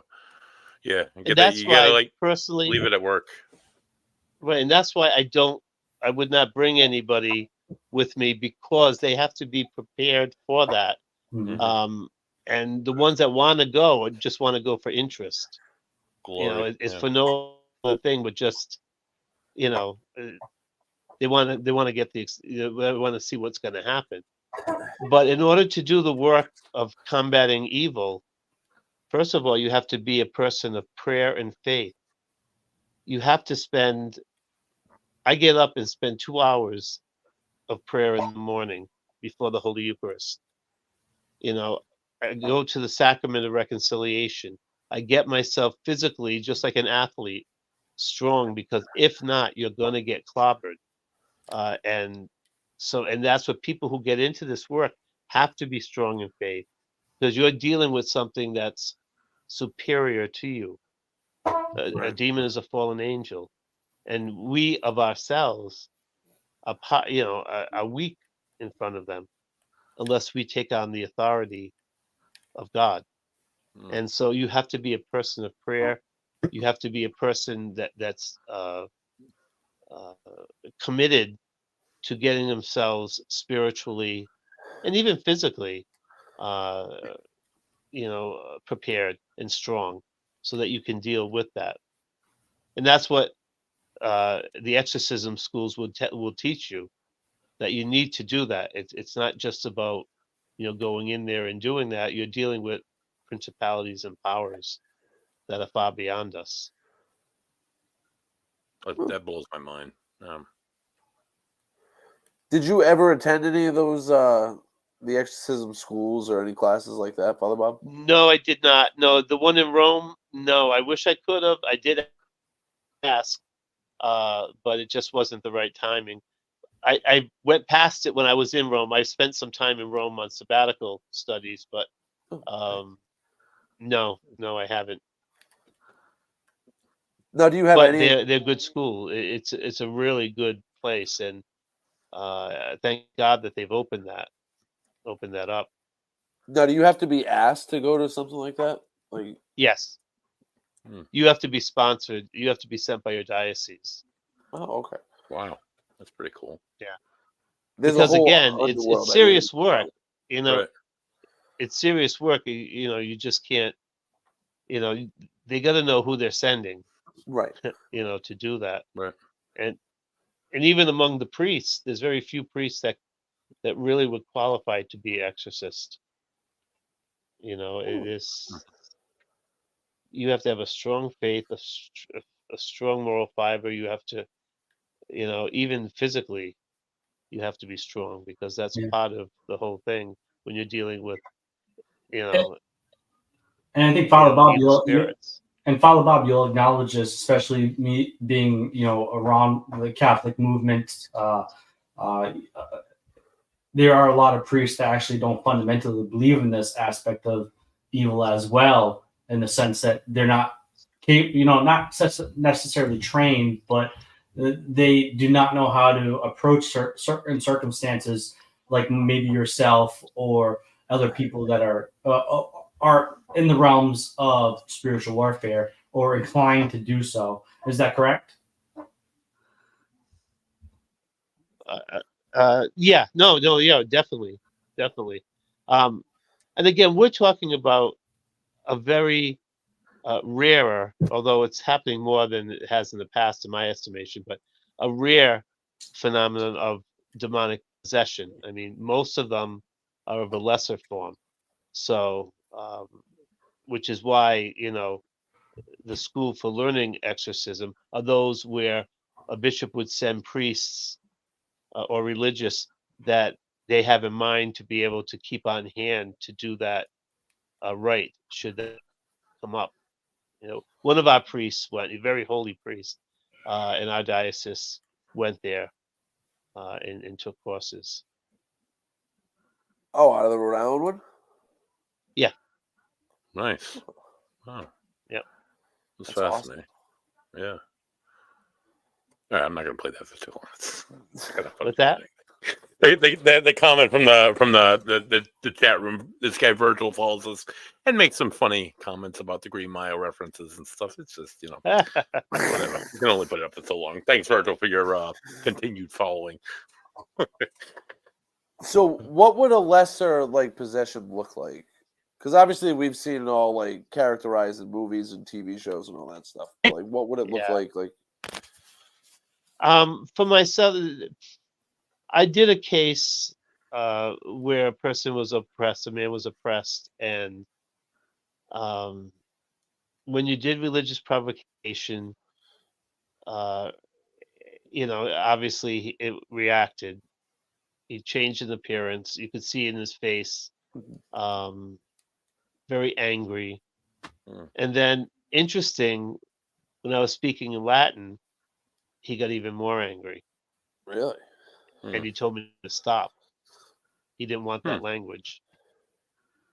And again, they had already done the work to assess, is this person mentally or whatever, and they assessed that it was a spiritual thing. And again, I felt in my spirit that it was. So, hopefully I did a deliverance. So but not necessarily. I mean, a person could be oppressed and just be depressed. It could cause a depression. It could cause change in personality, where all of a sudden they don't want to be around people. Their personality changes from being very happy, very positive, to all negative. It could be lashing out. It could be a total rejection of, say it was a person of faith, totally rejecting that and being repulsed by it. There's all different ones, all different levels of deliverance. And in some was it sickness. I have prayed over people, and it was a spirit of a sickness. Not all sickness is a spirit stuff, but this one, a few of them had been, and I prayed over them for healing, and it went away. I'm not talking about cancer or anything like that. Oh, yeah. Huh.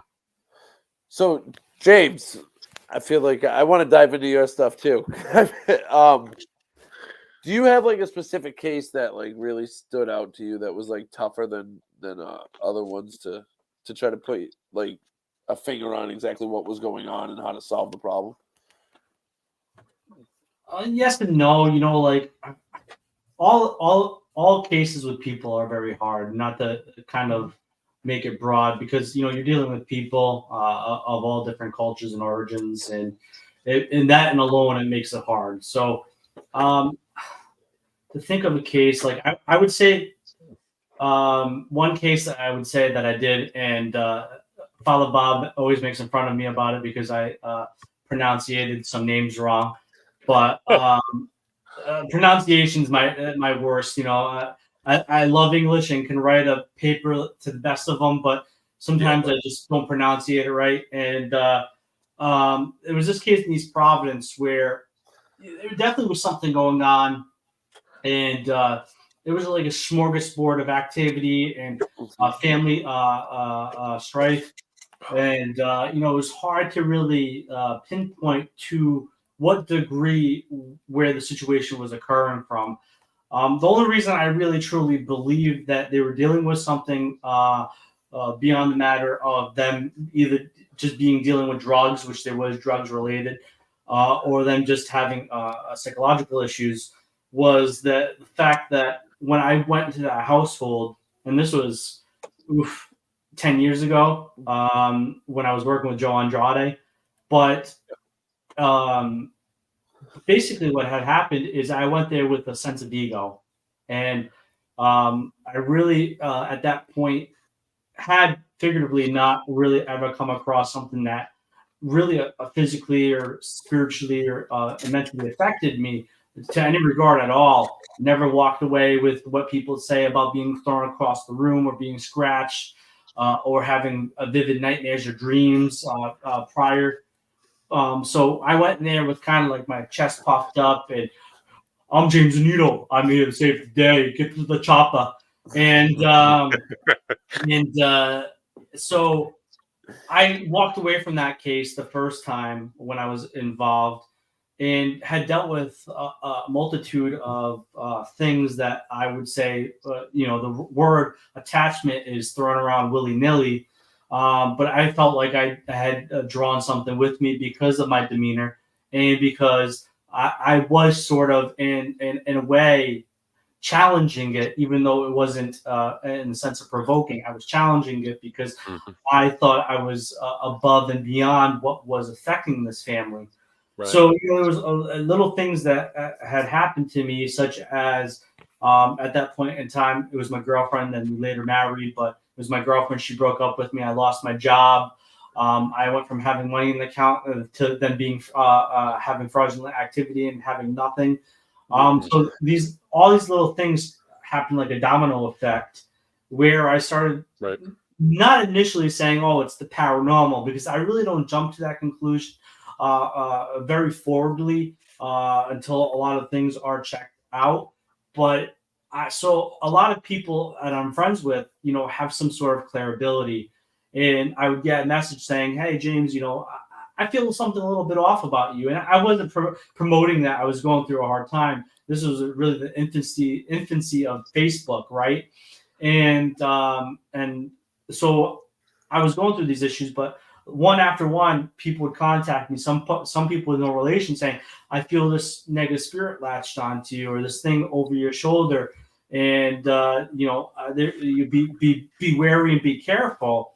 And then, like the 10th or 11th person, I was like, there has to be something to this. And when I had that aha moment, I actually was called by the client saying it's worse again, it's happening again, and which was odd that I had that aha moment, and then eventually the client really in that day called saying, "We really need you back." And I'm like, I don't know if I'm ready for this, but I was working with Joe Andrade, who is a fellow demonologist, well, maybe former demonologist. I still know he is involved in this realm of activity to a certain small degree. It's not his forte anymore, but I said, "Joe, I would love to go back to help this client and face my my downfall." And he said, "Well, James, we'll do a deliverance over you." And so oddly enough, this is early in my time of doing this. I wouldn't really do this anymore. I would have done it more privately, but I went there with Paul Davis and Joe Andrade, and Joe actually performed a deliverance outside in the driveway before we went in the household to kind of realign myself. And when he did the deliverance, I felt new. I felt refreshed. I felt like a weight had come off my chest. And I went in that household with a different mentality, knowing that I was lesser in the grand scheme of things. And it's not me, it's God that works through me. It's not my ability. It's not my power. It's not my word. It is God's word. It's God's ability. And I'm here for a reason, but I can't think higher than who I truly am. And it really was that case that really was in the longevity of it one of the cases that was really hard to kind of dissect what the cause was, but really, and looking back at it many years later, the family definitely brought it upon themselves. They dabbled into wrong crowds, were dabbling in drugs, and probably through that crowd, they probably attracted something through attraction.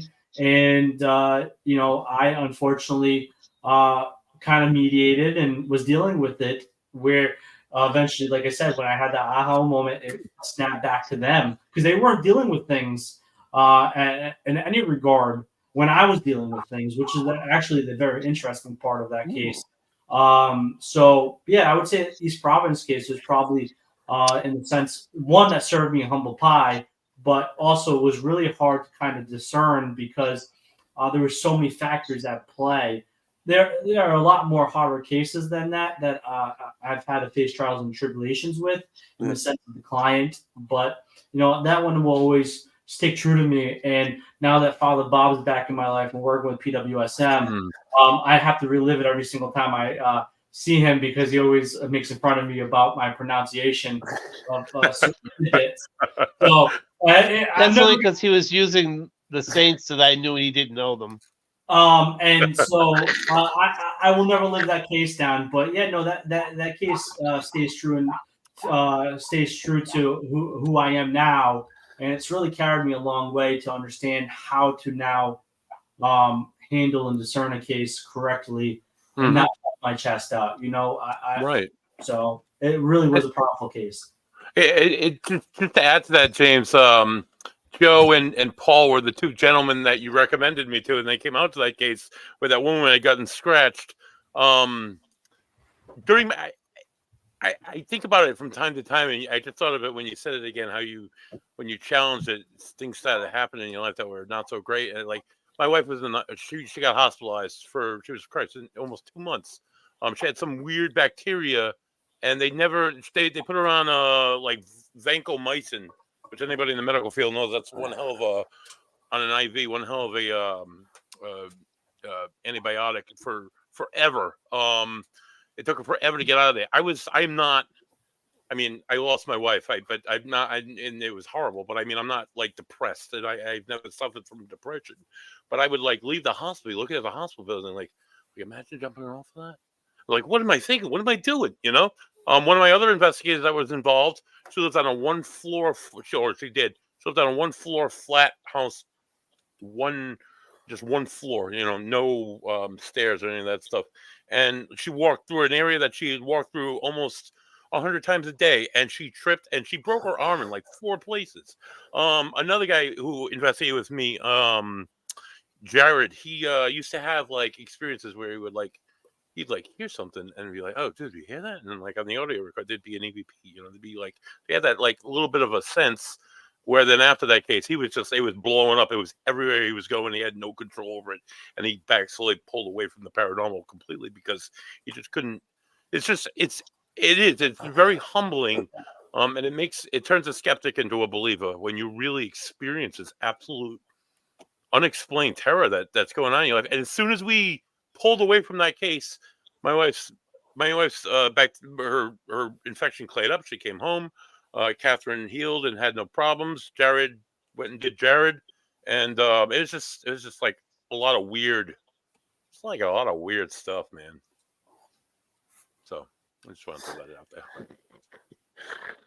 there. Go ahead, Bams. Oh, thanks, buddy. Yeah. I don't even know where to go from there. That was it was interesting to hear you say that, like, you had more of a humble approach from then on, James. Like, I've often heard people share, like, I'm only the instrument, like, I'm the guitar and God is Hendrix and stuff like that. And that's kind of like what it sounded like you were saying, like, now you realize that it wasn't you doing all these great things. You're just the vessel, you know what I mean, to what God is working through you guys. And I'm sure both of you guys share, like, almost like the same kind of outlook on that, I guess. Yeah, no, like I think Father Bob could say that, his line is through apostolic succession, which was the apostles with Jesus. And, Jesus was, of course, the first deliverance minister. And in reality, in the sense of Christianity, and you know, his succession follows that, and technically mine does as well. And you know, that line is what, you know, of course, through the power of God, but it is that line that also enables us to do this line of work too, because you know, we have a pathway. You know, not everybody is meant to do this work, and I'm not saying that we're special or anything, but in reality, I am, because you know, there is something in our life that like catapulted us into this line of work. It's Right. not something like I said one day I'm going to be a demonologist. You know, like it fascinated me, of course, but you know, to tell you my story, like I said, I was agnostic and really was on the fence, and more of a hatred towards God than anything in my youth. But you know, to see where I'm at now at 33 years old, soon to be 34, to see what I'm doing and what I've been involved in, you know, I would have never imagined it at all. You know, like it does. So it does take a special person to do this line of work, and God chooses us. And I'm not to sound like rickety dinkly, because some people don't agree with that, but you know, Father Bob and I do, and I'm not speaking for him, but I'm pretty sure I am. That we both agree to that kind of perspective, that God chooses us to do this line of work. Is that correct, Father Bob? Yeah, we're just instruments. Yeah. You know, I mean, Mm. I couldn't put the time and energy into doing what paranormal groups do, and I respect them, and they have a big role in the whole plan. And you know, I have my piece of the puzzle, and it's just because of a gift that was given to me from God. It's not me, you know, who has success.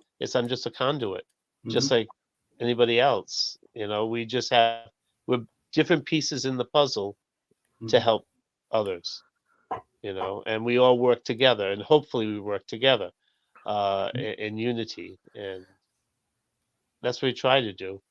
You know, and it's met with a lot of successes, but again, we're just in the end, we're just servants. That's it. Mm-hmm. Wow. That's well put. I like that. Now, have you guys ever had like James? You just talked about it too. Like you felt like something like attached itself to you, right, from that client that you went to in East Providence. Have you? What are the ways that you guys go about like trying to rid yourself of those spirits? Again, it's through ritualized prayer, commanding.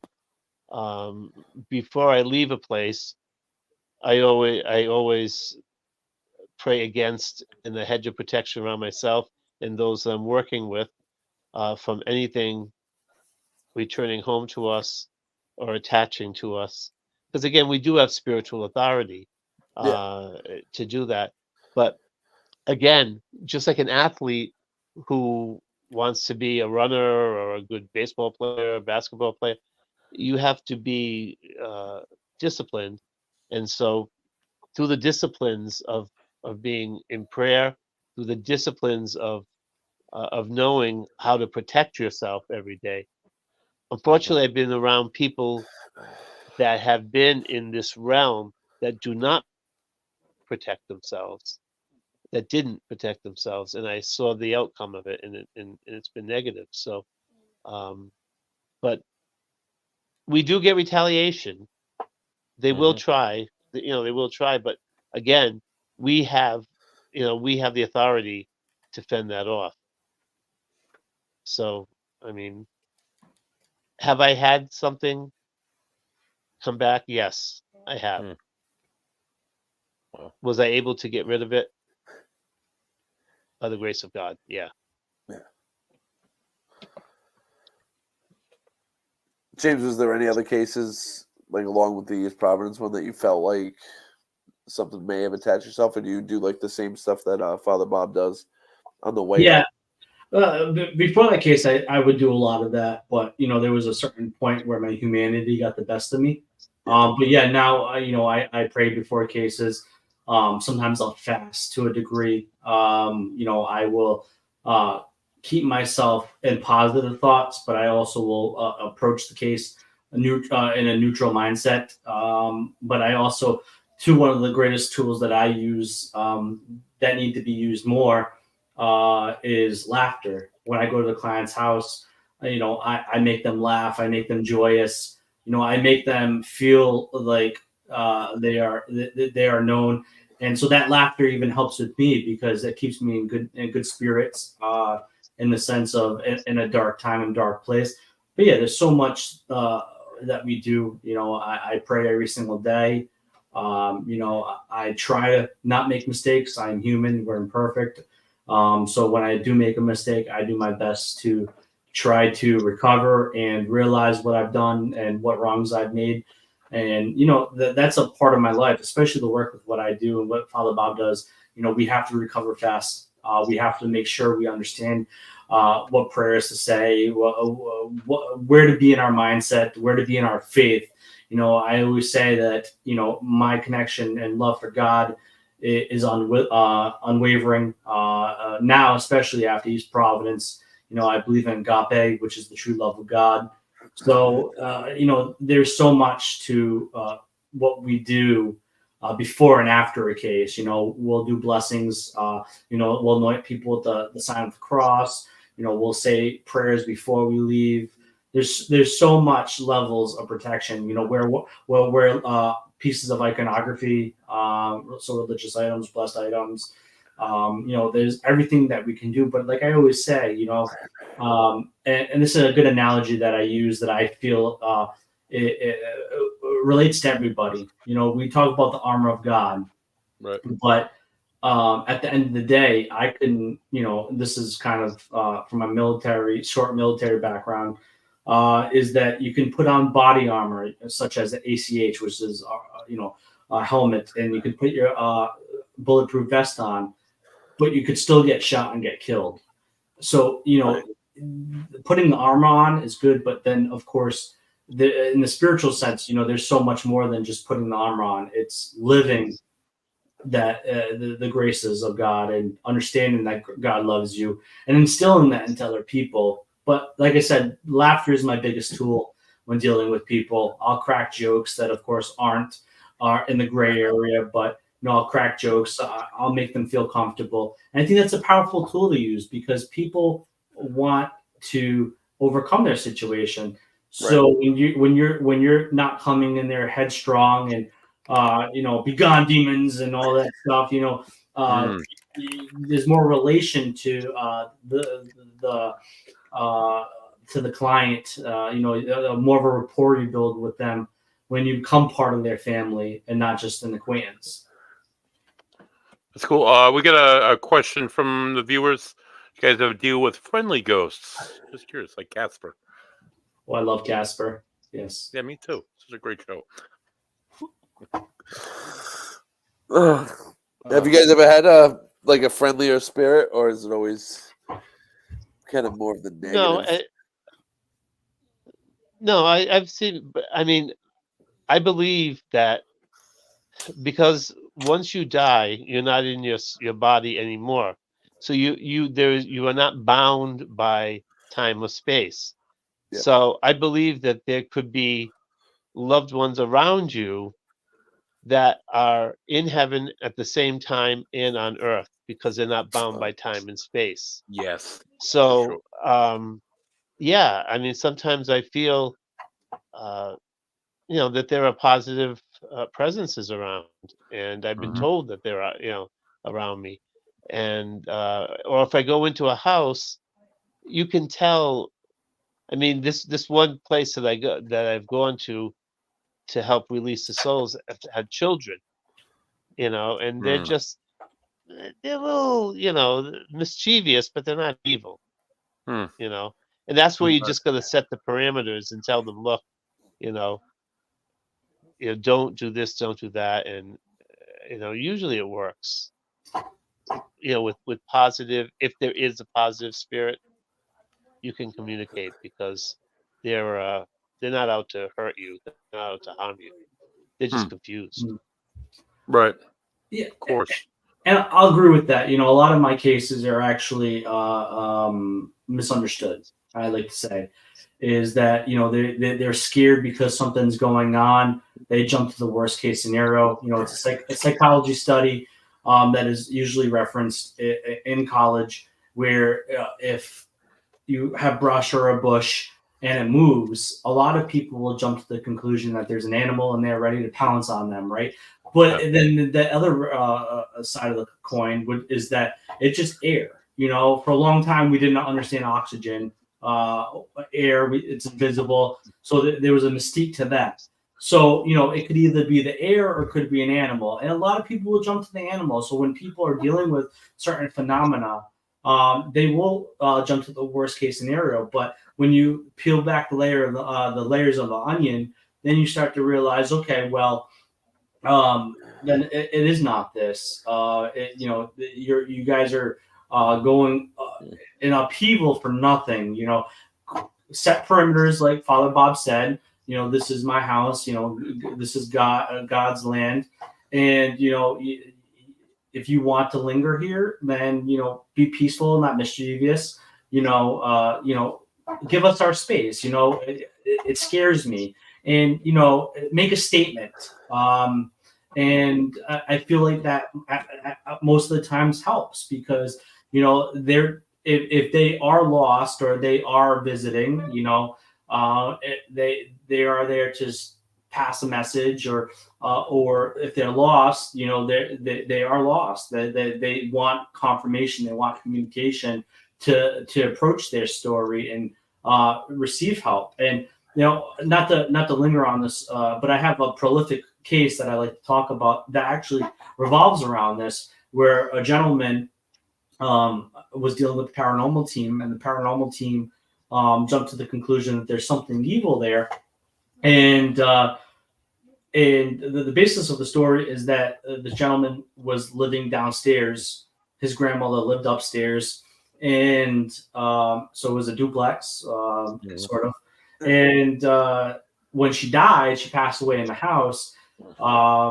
Not too long after things started happening, where and he didn't kind of think about this, but things started happening, and this team said, well, you're dealing with evil, there's reaction to what you're saying. But this gentleman was provoking said unknown force, so things were of course occurring. And after I do work with people of clear abilities, and I do vet them, because I do want to make sure I'm not bringing somebody in that's going to tell a far-fetched story. And I brought a few people in just to verify the observations of these people.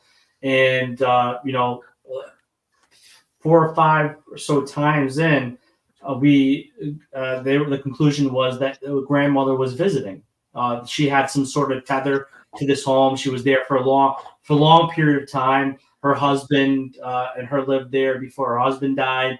So her family grew up in this house. So there was a lot of emotions built up. There was a lot of well-nurtured memories in this house. So she was visiting and looking over her grandson.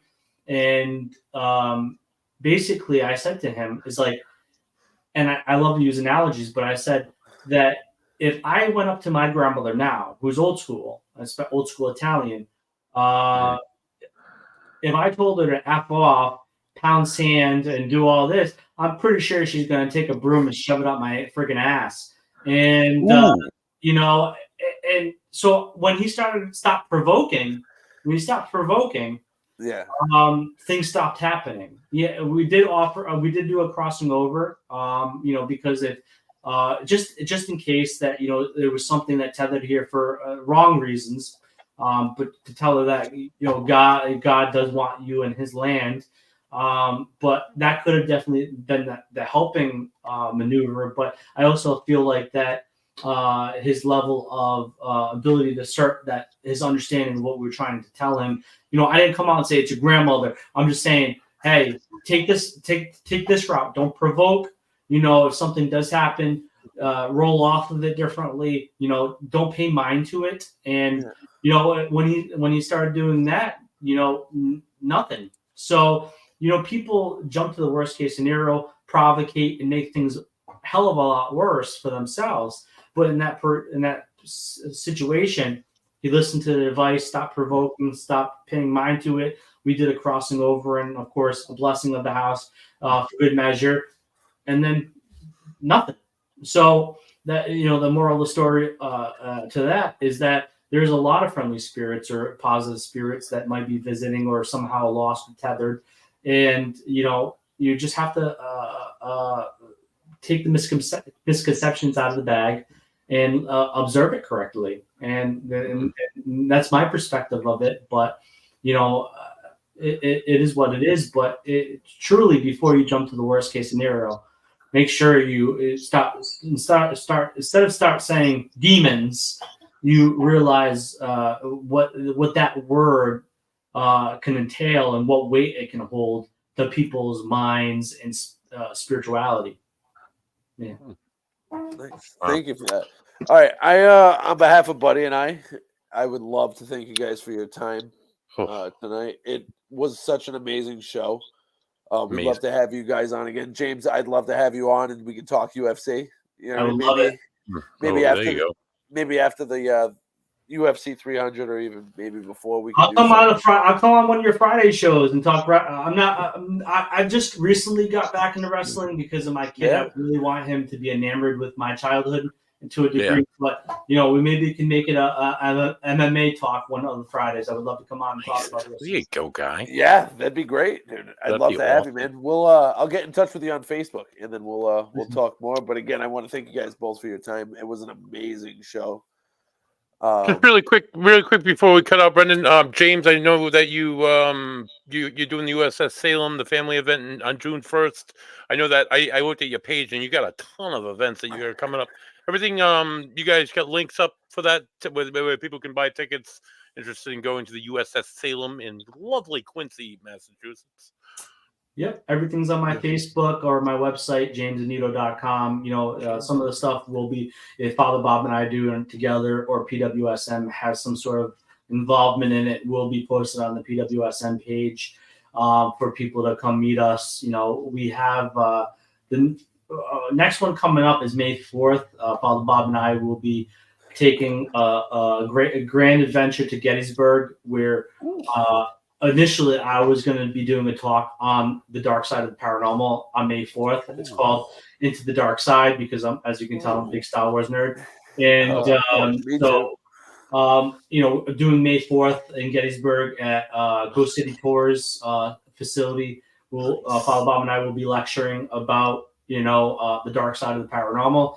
And that would be our first event, and that is as well posted. You can go to Ghost City Tours May 4th at 3:30 p.m. it starts, and then afterwards there will be the lecture is free, which is great, but the tour afterwards, which is the tour around Gettysburg, is $25 per person because they have to make money somehow. They're a business. Yeah. Right. Yeah, that'd be our first event, and then May 11th at White Hill Mansion in New Jersey. It would be kind of a mini Paranormal State reunion with Father Bob, Heather Taddy, and Christina Weidman. That'll be the first time they've probably seen each other in forever. And PWSM will have a table there. That's great, guys. I'm really excited.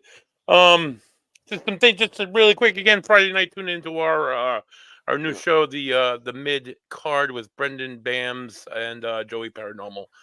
Should be really good. Tune in the end of the month for Three Dudes Brews. Should be a great time. I love beer, and it just gives me an opportunity to share my love with everybody else. And for all things paranormal or not, tune into www.avandownbytherivpodcast.com.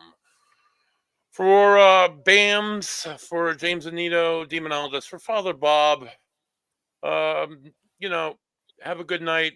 Thanks for joining us. Peace be with you, all that good stuff.